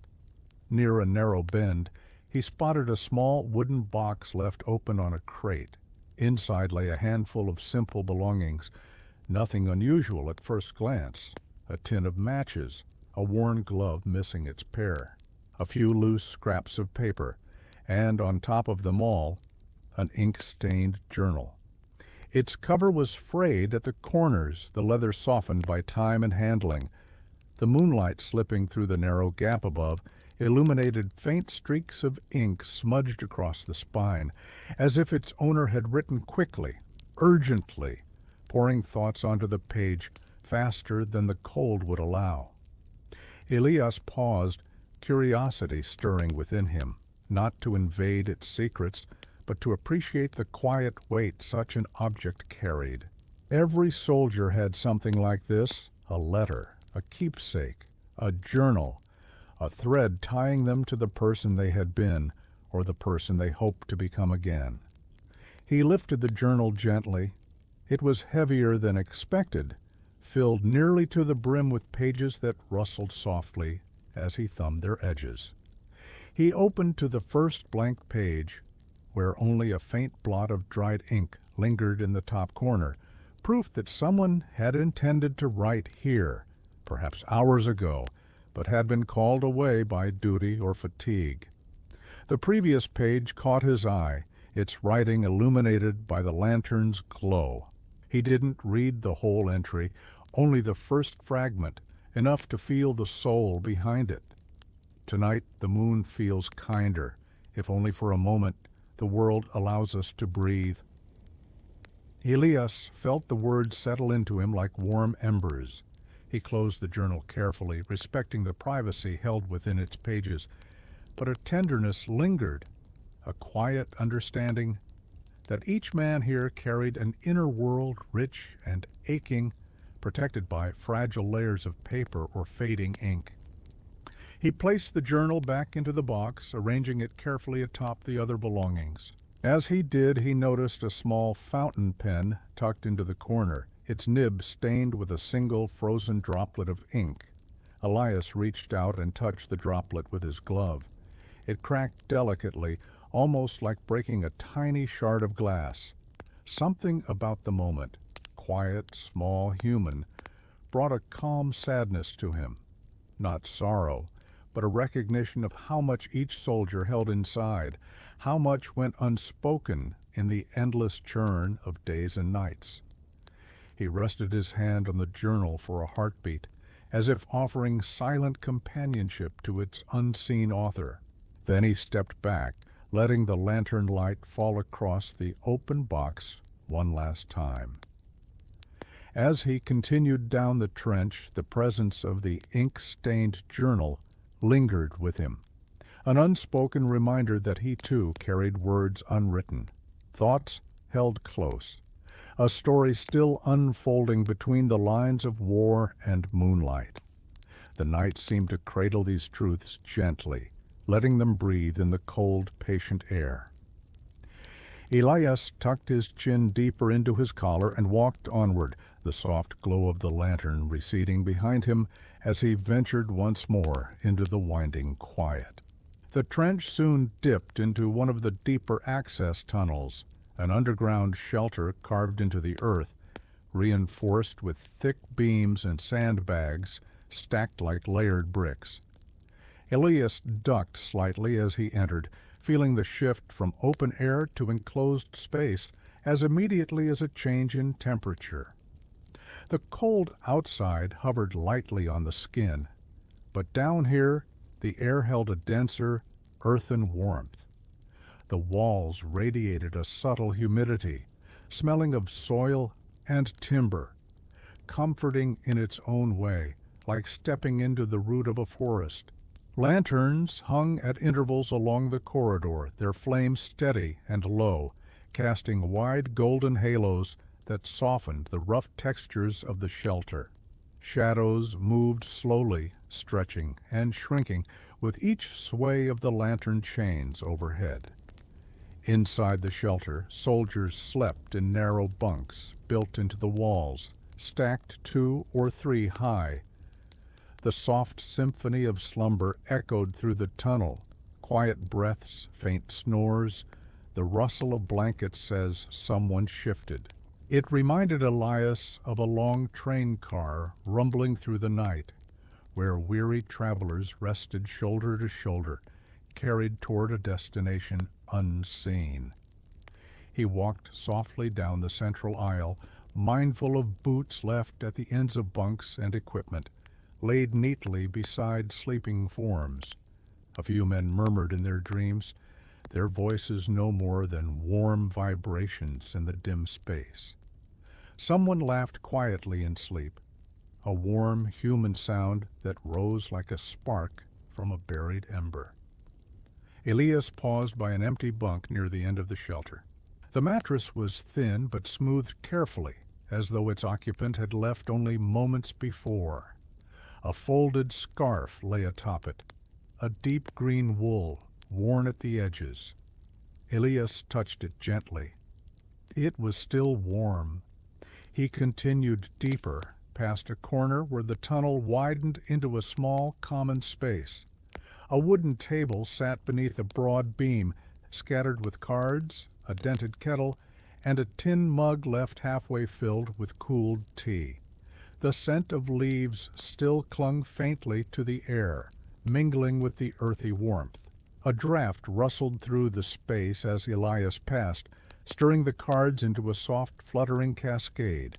One drifted toward him, landing face up at his feet, a queen of hearts. He lifted it, tracing a gloved thumb over the faded red ink. Someone had drawn a small star in the corner of the card, a little personal mark that had softened with time. He set it back on the table, aligning it gently with the others. Near the back of the shelter, another tunnel branched off into a smaller room where a few men sat awake, speaking in hushed tones, not fearful, only thoughtful, their voices blending with the dim light like ripples on still water. Elias didn't intrude. He simply watched from the doorway for a moment, appreciating the calm camaraderie that lived in these stolen pockets of time. One soldier polished a metal button from his coat. Another mended a tear in his sleeve with quiet concentration. A third held a picture with both hands, gazing at it with the kind of softness one rarely showed in daylight. These were the moments that made the shelter feel like something more than military necessity. A refuge, a small reminder of humanity beneath the earth. Elias stepped back into the main corridor, letting the soft lantern light guide him toward the exit. As he neared the tunnel mouth, a faint draft of cold night air met him again, blending with the warmth of the shelter in a tender, shifting balance. He paused, glancing back. The shelter hummed softly, a heartbeat beneath the frozen land. Then he turned and ascended once more toward the open trench, leaving the warmth of the underground world behind him, carrying with him the echo of quiet breaths and gentle lantern glow. When Elias emerged from the shelter and stepped once more into the open trench, he felt the shift in the air immediately, an almost imperceptible softness drifting down from the sky. He paused, lifting his gaze toward the thin slice of night visible between the high trench walls. A single snowflake floated downward.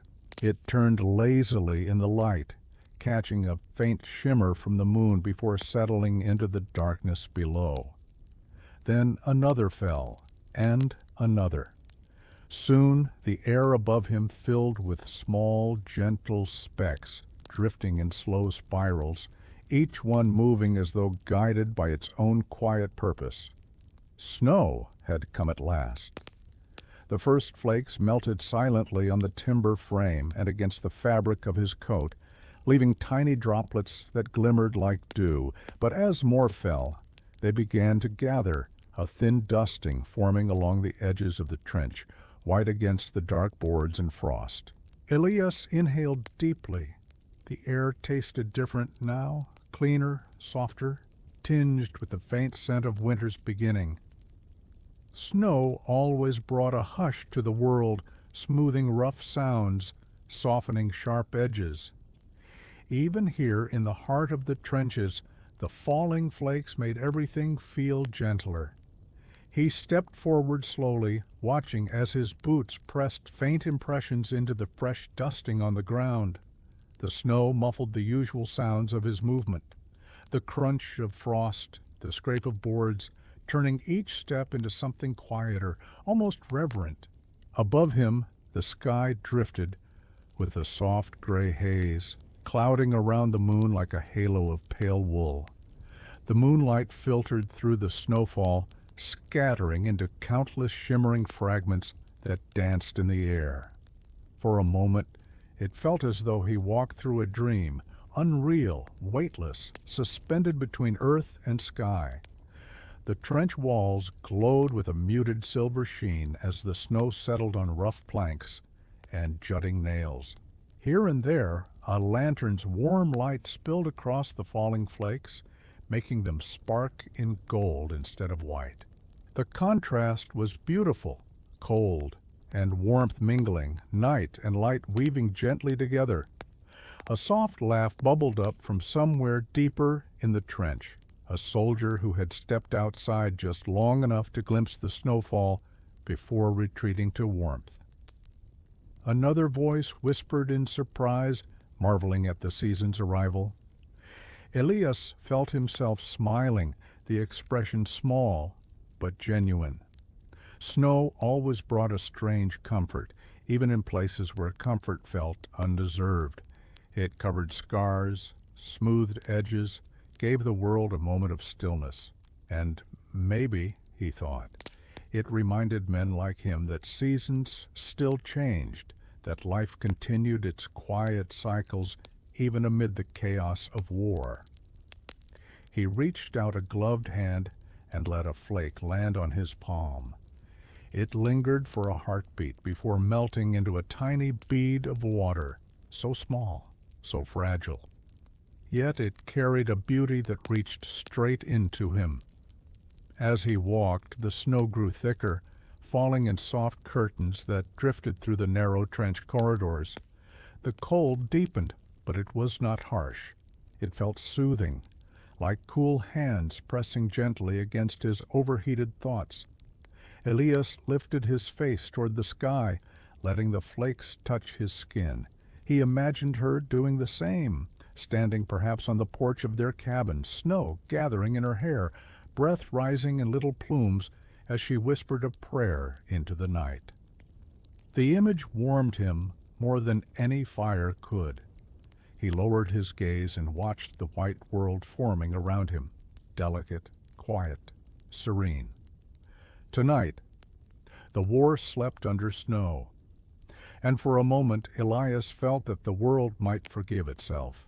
Snow continued to fall through the long corridor of the trench, softening its hard edges, blurring splintered wood and deep-set footprints.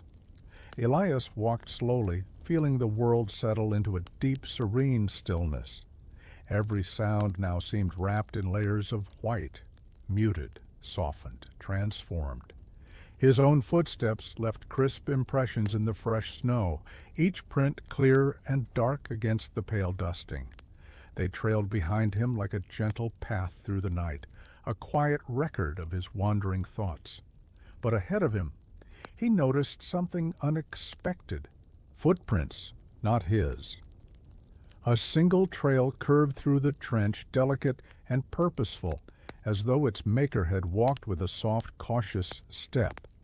The prints were narrow and evenly spaced, light enough that the snow had barely compressed beneath them. They looked recent, fresh, untouched by wind. Elias slowed, leaning in to examine them more closely. Snowflakes had fallen into the impressions but had not yet erased the shapes. Someone had passed through here moments ago. He followed them gently, not out of alarm, but curiosity, drawn by the quiet mystery of another soul wandering through the silence of the night. Snowflakes swirled around him, catching in his eyelashes, forming tiny crystals along the brim of his coat. The footprints led toward a small bend where the trench widened into a shallow junction. The lantern hanging there flickered faintly in the cold wind, its light warming the snow that gathered at its base. The footprints paused beneath the lantern, 2 clear impressions, then continued on, veering into a quieter passage rarely used at night. Elias stepped beneath the lantern's glow and paused. He could hear something faint, a soft humming, drifting down the passage ahead. Not quite a tune, not quite speech, more like a voice soothing itself, keeping company with the fall of snow. The footprints belonged to someone awake in these late hours, someone also unable or unwilling to surrender to sleep. Elias felt a gentle kinship with them already. He followed the trail again, deeper into the quieter corridor. Here, the silence thickened, like stepping into the very heart of winter. Snow fell more heavily, swirling in tiny storms around corners, where cold air funneled through. At one point, the footprints wavered slightly, as though the walker had paused, turned, looked upward. Elias mirrored the gesture, lifting his gaze toward the thin strip of sky. Snowflakes drifted across the moonlight in a slow, mesmerizing dance. The world felt impossibly still. He continued onward. Eventually, the footprints led to a small alcove tucked between two reinforced beams, a space barely larger than a closet, used for temporary storage. There, standing with her back to him, was the source of the trail, Private Elara Quinn. She hugged her coat close, watching the snow fall through the narrow gap above the trench, her breath rising in soft plumes.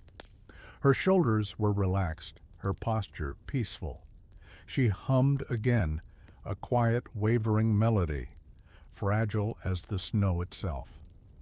Elias approached softly. Couldn't sleep either? Elara turned, startled for only a moment before offering a quiet smile. Not with the snow falling. I like to see the first flakes of the season. She brushed a strand of hair from her cheek, leaving a tiny snowflake clinging to her glove. It's beautiful tonight, Elias said. She nodded. Makes everything look gentler, like the world's asking us to forgive it for a little while. They stood together in silence, watching the snow continue its slow descent, each flake catching the lantern light in delicate bursts. The footprints behind them glowed faintly in the dim light, forming a soft path through the white silence. Elara spoke again, her voice just above a whisper. Sometimes I walk just to feel alive, just to remind myself I exist outside of orders and duties. Elias understood that deeply. The night helps with that, she smiled, especially a night like this. The snow fell thicker, quieter, more dreamlike. For a moment the war felt 1,000 miles away. Snow drifted gently between Elias and Elara as they stood together in the quiet alcove. The flakes gathered on their coats and hair, melting slowly into droplets that glimmered before fading into the fabric. The lantern hanging nearby cast a soft golden glow across the scene, blending with the cool silver of the moonlight to create a delicate harmony of warmth and cold. Elara leaned slightly against the wooden beam, her breath forming soft halos in the air. Strange, isn't it, she murmured, how a night like this can make everything feel softer, even the things we're afraid to say out loud. Elias felt her words stirring something deep in him. He looked down at the snow, gathering at his feet, forming a thin white sheet across the ground. I think the night listens, he said, more patiently than we do, and maybe it keeps our secrets. Elara's eyes warmed. Then, maybe, it's safe to speak them. Silence settled around them, but not the heavy kind. This was a quiet that invited truth, a quiet shaped by falling snow and shared understanding. Elias felt the weight of his letter against his chest, the promise he had whispered, written, carried through countless nights. Elara noticed the shift in his posture. You think of home, she said softly. He nodded. Every night. She waited, gentle and unpressing. Elias drew a slow breath, watching it bloom into the cold air. He felt the moment cradle him, fragile, peaceful, and for the first time in a long while, he found himself speaking the words aloud, not just in thought or ink. "I promised her I'd return," he said. His voice was quiet, but steady, anchored. "No matter how long the nights become, no matter how far I have to walk, I promised I'd come home beneath the full moon." Ilara listened with the kind of attentiveness only those who also carry longing can offer. Snow rested on her eyelashes, catching the lantern's glow like tiny stars. "That's a good promise," she whispered. "It gives you direction." Elias felt the truth of that settle into him, warm and steady. "It's what keeps me moving, one step at a time." Ilara shifted closer, not touching him, but standing near enough that he could feel the quiet reassurance of her presence. "Everyone needs something to hold on to," she said, "something to keep the cold from settling too deep." Elias gave a faint smile. "What do you hold on to?" She hesitated, her breath catching briefly before she exhaled. "My brother," she said. "He's younger, too young to understand any of this. I promised him I'd teach him how to carve his first wooden boat when I get home." A small, soft laugh escaped her. "He wants it to be big enough to ride in. I don't think he realizes how much work that is." Elias smiled with her. "Then you'll just have to surprise him." Their laughter faded gently, dissolving into the falling snow. The night felt warmer now, though the air remained cold. The snowflakes glowed softly as they drifted past the lantern light, each one unique, each one carrying its own small beauty. Ilara's gaze returned to his, steady and sincere. "Hold on to your promise, Elias. Even if you can't see the path ahead, promises have a way of guiding us through the dark." He nodded, feeling the warmth of her words settle deep within him. A soft gust of wind swept through the trench, rustling the snow and swirling it around them in a slow, delicate dance. Elias lifted his face toward the sky, letting the flakes touch his cheeks like cold feathers. He whispered for the first time aloud, "I will return." Ilara closed her eyes as though hearing something sacred. The snow hushed the world around them, wrapping their promises in a cocoon of white silence. For a long moment they stood side by side, breathing in the cold, sharing quiet hope beneath the falling snow. After their quiet exchange, Elias and Ilara parted ways with a gentle nod, each carrying their promises deeper into the snow-draped night. Elias walked slowly, letting the falling flakes gather on his shoulders and melt into the wool of his coat. The trench had grown even quieter now, as if the world were listening, waiting, holding its breath beneath winter's touch. He rounded a slight curve and found a small recess in the trench wall where a fire had once burned. Only a faint glow remained, an ember no larger than a coin, resting in a cradle of ash and charred wood. It pulsed softly, a dim heartbeat of light in the surrounding cold. Elias knelt in front of it. The ember flickered, as if acknowledging him, its tiny warmth brushing against his chilled hands.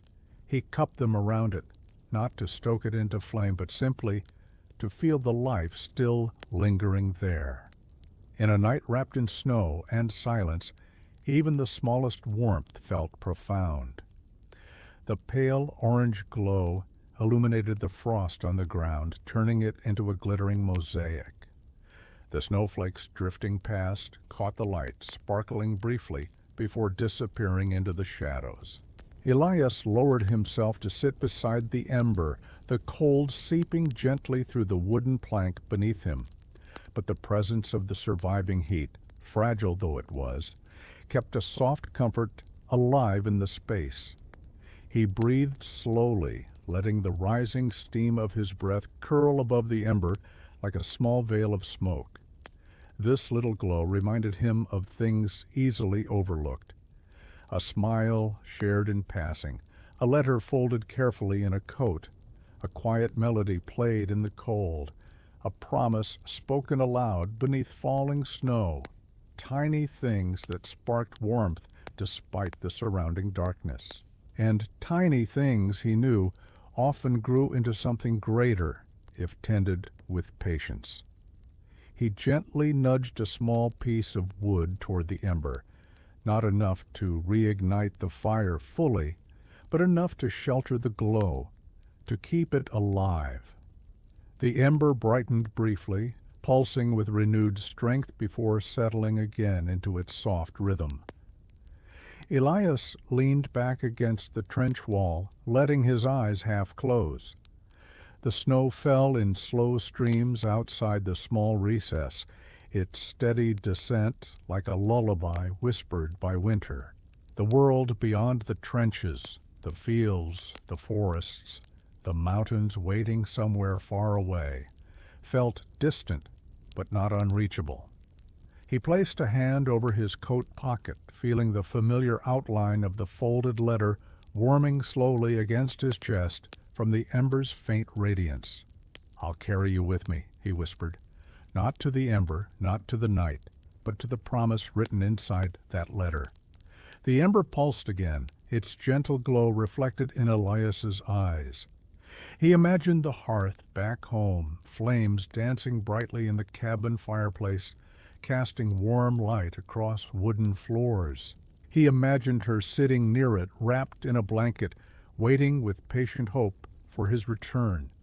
That thought, that image, was a fire large enough to illuminate even the darkest nights. Elias breathed deeply. The cold air entered his lungs with crisp sweetness, mingling with the quiet warmth of memory. Above him, a snowflake drifted downward and landed directly on the ember. For a moment, the tiny flake glowed, lit from below by the ember's soft orange heart, before melting into a minuscule drop of water and vanishing into the ash. The ember dimmed slightly, then steadied. Elias rose slowly, brushing frost from his coat. He bowed his head toward the small glow, a gesture of gratitude for its company, and stepped back into the snowy corridor, carrying the ember's warmth within him as he walked deeper into the night. Elias had wandered only a short distance from the ember's alcove when he heard the faint flutter of wings, soft, rhythmic, out of place in the winter stillness. He paused, lifting his gaze toward the narrow ribbon of sky above the trench. Snow fell in gentle sheets, but through the drifting flakes he caught sight of a small dark shape moving with calm determination. A bird, a lone messenger in the night. It swooped downward gracefully, gliding through the falling snow until it perched on a jagged beam that jutted from the trench wall. Its feathers were dusted with frost, shimmering faintly beneath the moonlight. A small tag glinted at its leg, a sign that it was one of the carrier birds used by the battalion. Elias approached slowly, not wanting to startle the creature. The bird tilted its head, regarding him with a steady, dark eye. "You're far from the coop," Elias murmured softly.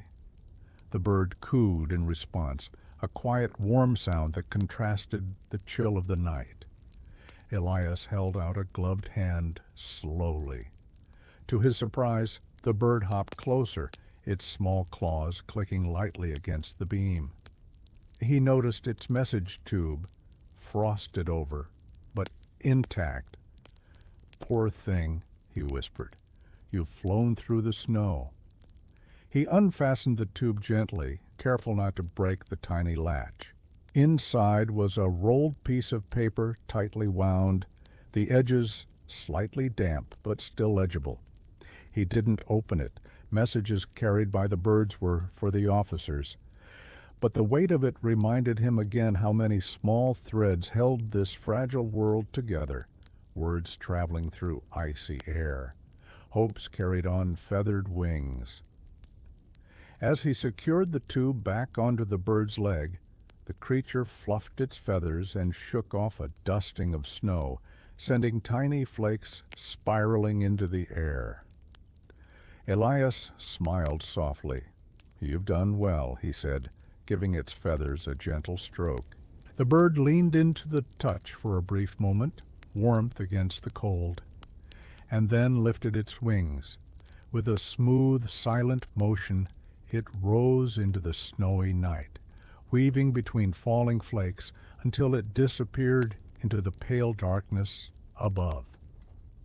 Elias watched it go, feeling strangely comforted. There was something hopeful in its steady flight, something that reminded him of resilience, of messages carried across distances, of connections that refused to break even in winter's grip. His thoughts drifted to the letter he carried, to the promise he had spoken aloud beneath the snow, to the winter star that shone like a distant lantern. Everything around him seemed to echo the same quiet truth. Even in the coldest nights, something always kept moving forward. The snow crunched softly beneath his boots as he resumed walking. He felt lighter now, as though the bird's wings had brushed some of the weight from his shoulders. Snowflakes continued to spiral around him, catching in his hair, melting against his warm breath. Up ahead, the trench opened slightly into another junction, where a lantern burned low, its flame trembling but determined. Elias moved toward it, guided by its faint warmth. Behind him, his footprints formed a long, winding trail through the white silence, footsteps that marked not just a path walked, but a heart still moving, still hoping, still carrying promises through the night. The trench rose gradually toward an access point that opened near the edge of a sparse pine grove, trees that had somehow survived months of bombardment, their trunks scarred but still standing like solemn guardians of the frozen earth. Elias climbed the sloped passage slowly, brushing away snow that drifted down from the upper ledges. When he reached the top, the world expanded again, quiet, wide, wrapped in silver. The pine trees loomed above him, their branches heavy with snow. Whenever the faint wind stirred, the branches released small cascades of white, falling in gentle showers that drifted like powdered stars. The air beneath the trees felt different, cooler, cleaner, tinged with the scent of frost-covered needles. Elias paused just inside the grove, letting the quiet embrace him. The snow softened the ground, forming a pale blanket that muffled every step. His boots sank into it with a soft, satisfying crunch, leaving behind crisp impressions that quickly began to fill with drifting flakes. The pine shivered slightly above him, sending down another whisper of snow. He breathed deeply, inhaling the scent of pine. It carried him instantly to another place, another time, walking with her along the forest path near their home, where pine needles lay thick beneath their boots, and the world smelled of resin and autumn rain. He remembered the way she had laughed when a branch dropped a blanket of snow onto his coat. He remembered brushing the snow from her shoulders, her cheeks flushed from cold and joy. He remembered how the forest had felt warm despite the winter air, because she had been beside him. The memory stirred gently within him, warming him from the inside out. He stepped deeper into the grove. A faint moonlit glow filtered through the branches, casting long shadows on the snow. Dark lines stretched between silver pools of light. The quiet here was profound, delicate. Even the falling snow seemed hesitant to disturb it. A soft sound drifted through the trees, the rhythmic tap of melting ice dripping from a cracked branch onto the snow below. The droplets glittered briefly in the moonlight before sinking into the white surface. Elias crouched beside one of the pines, running his gloved hand along its rough bark. The tree was cold, scarred, but resilient, still holding its shape against the winter, still sheltering the ground beneath from the full weight of snowfall. "Still standing," he whispered.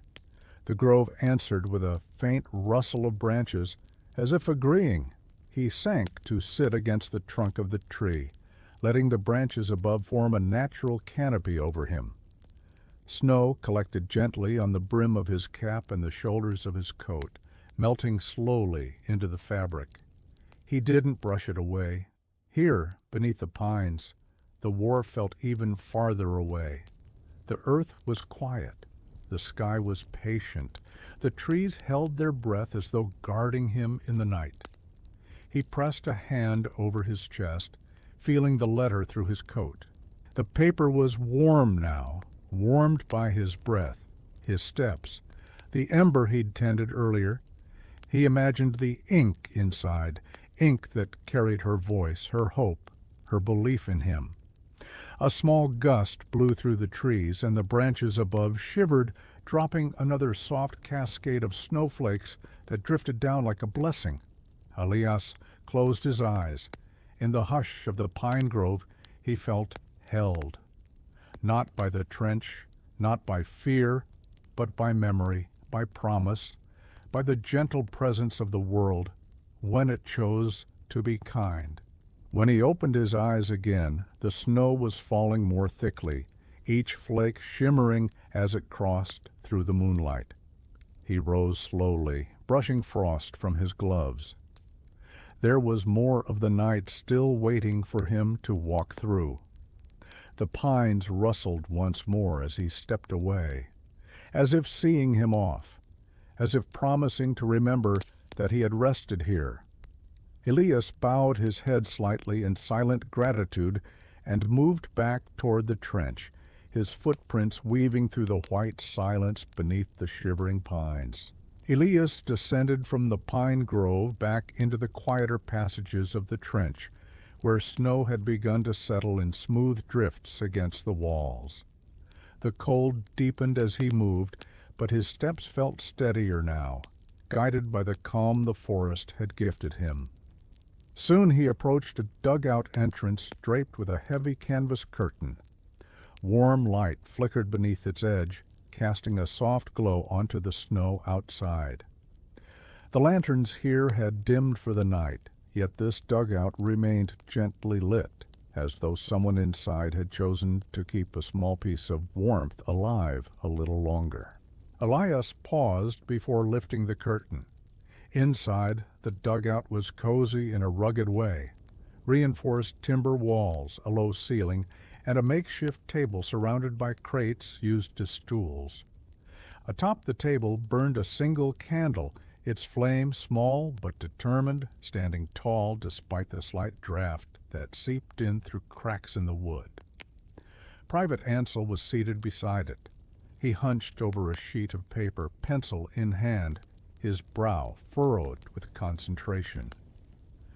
The candlelight bathed his face in gentle amber tones, softening the usual tension that lived in his features. Snowflakes clung to his coat, slowly melting into droplets that shimmered as they slid down the wool. When Elias stepped inside, Ansel looked up with mild surprise before offering a quiet smile. "Couldn't sleep?" Elias asked softly. Ansel shook his head. "Not tonight. Sometimes the quiet makes it easier to write." He tapped the pencil lightly against the page. Words come slower during the day. Elias glanced at the page, not reading, only noticing the rhythm of the pencil strokes, the gentle pauses, the way Ansel's posture softened each time he looked back at the candle for guidance. "Writing home?" Elias asked. Ansel nodded. "To my father. He likes hearing about the small things. Says they make the war feel less vast." His voice lowered with tenderness. "So I tell him about moments like this." Elias took a seat across from him, resting his hands on the rough surface of the table. The candle flame leaned slightly toward him, flickering as though greeting a friend. The warmth it cast felt more emotional than physical, small but steady, like a heartbeat protecting them from the cold. "What small thing are you writing about tonight?" Elias asked. Ansel hesitated, then looked down at his half-finished sentence. "The sound of snow landing on the dugout roof," he said quietly. "It's soft, comforting, like someone laying a blanket over the world." A soft smile touched Elias's lips. "That's a good thing to send home." Ansel nodded. "I hope so. He worries, even when I tell him not to." As he resumed writing, his pencil moved slowly, thoughtfully. The candle flame created gentle shadows that shifted across the walls, making the dugout feel like a place existed outside of time, half a memory, half a dream. Elias closed his eyes briefly, letting the sounds settle around him. The faint scratching of pencil on paper, the soft sigh of wind brushing the roof, the rhythmic drip of melted snow trickling down outside, the candle flame breathing in tiny pulses. It was peaceful, deeply so. After a few minutes, Ansel stopped writing again. He looked up, his expression lighter now. "Do you ever write anything, Elias?" Elias tapped the pocket where the letter lay. "Not lately, but I have something worth writing back to." Ansel smiled faintly. "Then, when the time feels quiet enough, maybe you should." Elias nodded. The idea lingered in his chest like a warm ember. He stood slowly, giving the young soldier a gentle pat on the shoulder. "Your father will like your letter." Ansel glanced up at the candle, watching it flicker warmly. "I hope it warms him the way this warms me." Elias stepped toward the curtain, the candle's glow brushing lightly against his back like a farewell. Before leaving, he turned once more to look at Ansel, pen moving again, face softened by amber light, snow tapping quietly above. The dugout felt like a pocket of peace carved out of the night, small, fragile, but real. Elias let the curtain fall behind him and walked back into the snowy trench, carrying with him the warmth of the candle's gentle flame. Snow continued to fall in soft, drifting veils as Elias made his way along the trench. The hour had deepened into that quiet stretch of night where time felt suspended, where the world seemed to breathe slowly as though resting its weary heart. The lanterns that still burned cast warm puddles of amber across the snow, turning the falling flakes into tiny sparks of gold. Elias moved through the hush with unhurried steps. The trench here was wide enough for two men to walk side by side, though now it held only the sound of his footsteps, muffled, softened, shaped into whispers by the snow. The wooden beams overhead creaked occasionally, the frost settling into their grain like delicate white lace. He paused beneath one of the beams and listened. The night held many sounds, small and gentle. The faint drip of melting snow along the roof of the dugout he had just left, the quiet exhale of wind curling through the upper ridges, the soft rustle of a sleeping soldier turning somewhere deeper in the trench. The muffled thump of snow falling from a high branch above the pine grove in the distance. None of it felt intrusive. All of it felt like part of a living lullaby, woven by the night to cradle those who walked beneath its watch.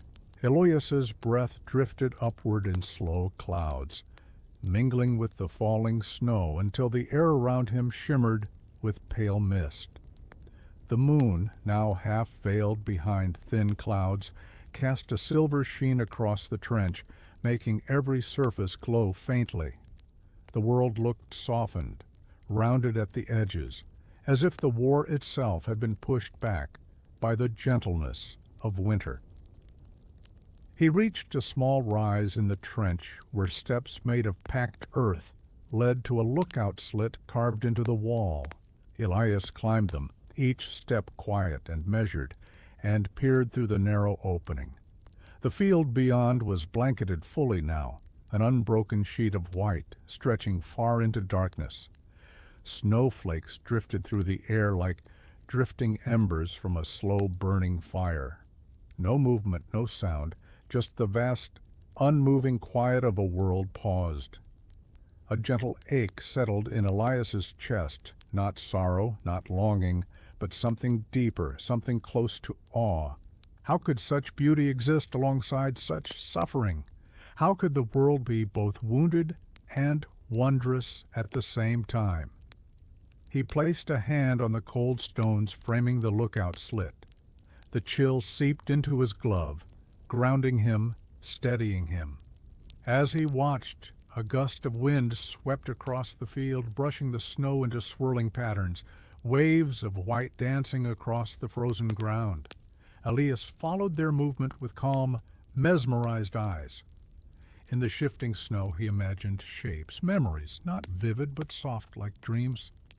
The outline of her silhouette standing at the porch, the curve of their cabin roof under winter frost, the glow of firelight illuminating her face as she waited. The promise inside his chest warmed again.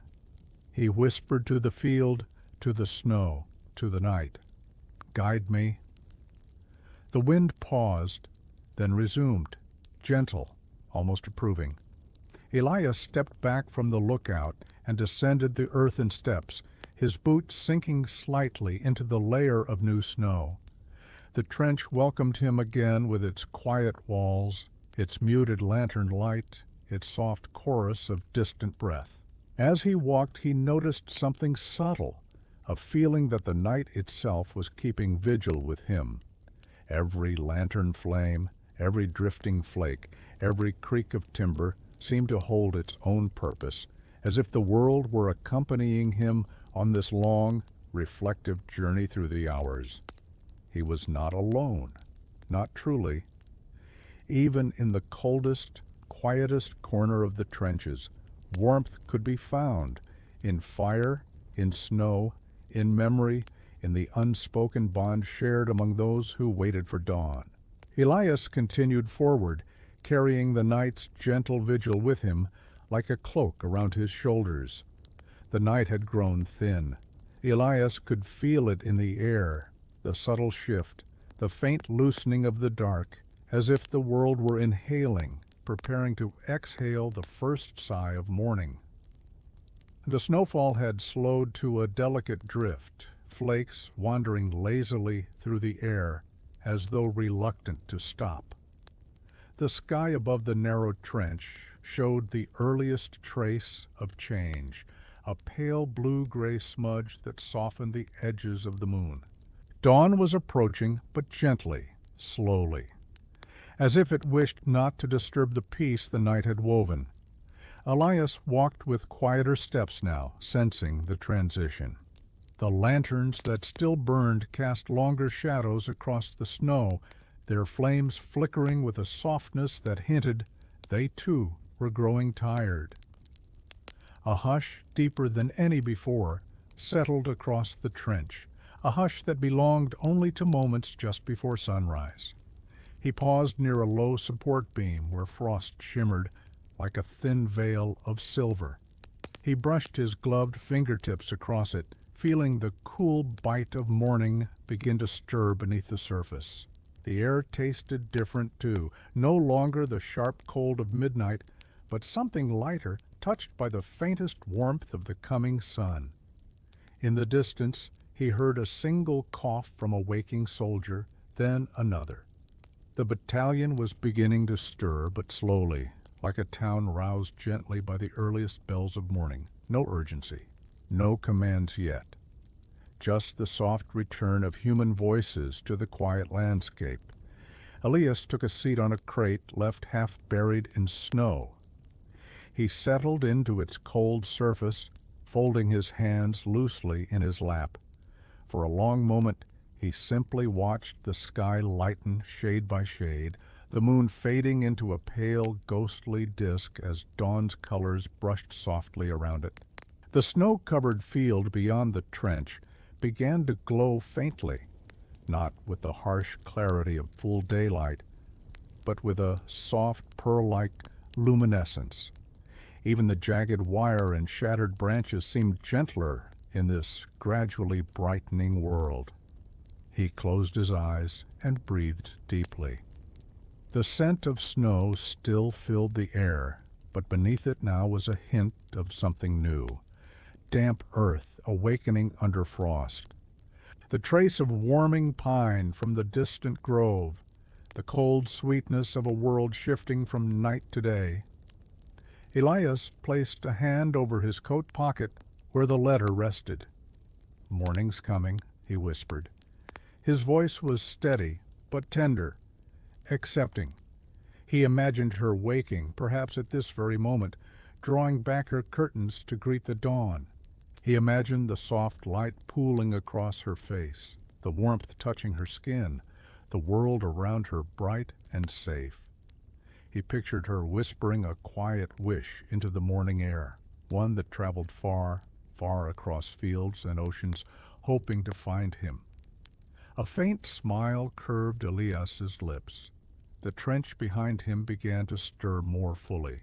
Soft voices, the shuffle of boots, the clink of someone adjusting equipment. Morning routines awakening slowly, cautiously, respectfully, as though acknowledging the sacredness of the night that had just passed. Elias stood once more. As he did, the first faint line of pink brushed the horizon, a soft, delicate stroke of color that glowed against the white field like a warm promise. Dawn had not yet broken, but it was coming. He could feel it in his heartbeat, steady and sure. He whispered to the sky, to the promise he carried, to the new light emerging. One more sunrise, one more step closer. The snow drifted softly around him, illuminated now by the pale touch of morning. The world seemed to nod in silent agreement. Elias turned toward the heart of the trench, ready to meet whatever the new day would bring. The trench glowed softly as dawn finally neared the horizon. The pale pink line Elias had seen moments ago deepened into a warm gradient of rose and gold, slowly pushing away the blue-gray veil of the night. The snow reflected the changing colors, turning the world into a shimmering tapestry of soft pastels, gentle hues that felt almost tender against the harsh landscape. Elias walked toward the front junction where the trench widened, his boots pressing quiet impressions into the snow, now touched with dawnlight. As he moved, the sleeping battalion stirred fully awake. Men stretched beneath blankets, brushed frost from their shoulders, murmured sleepy greetings to one another. A few lit small fires to warm their hands, the flames rising like fragile blossoms of orange in the cold morning air. The hush of night gave way to the murmur of a waking world. Elias kept walking, guided by the rising warmth of the sky. He found himself drawn again toward the small lookout ridge he had visited hours earlier. He stepped up the final earthen rise, each footfall steadier than the last. When he reached the top, he stopped. The sun crested the horizon, a gentle golden arc, a new beginning. Its first rays spilled across the field, turning every snowflake into a spark of light. The frost glittered like scattered diamonds. The once dark barbed wire shimmered as though wrapped in spun gold rather than iron. Even the shattered trees seemed to stand taller, bathed in morning's soft fire. Elias felt warmth touch his face, the first warmth in many hours, and closed his eyes briefly as the sunlight washed over him. It wasn't strong, it wasn't hot, but it was real and gentle and full of promise. He opened his eyes again and breathed in deeply. The world looked changed, not healed but healing, not whole but trying.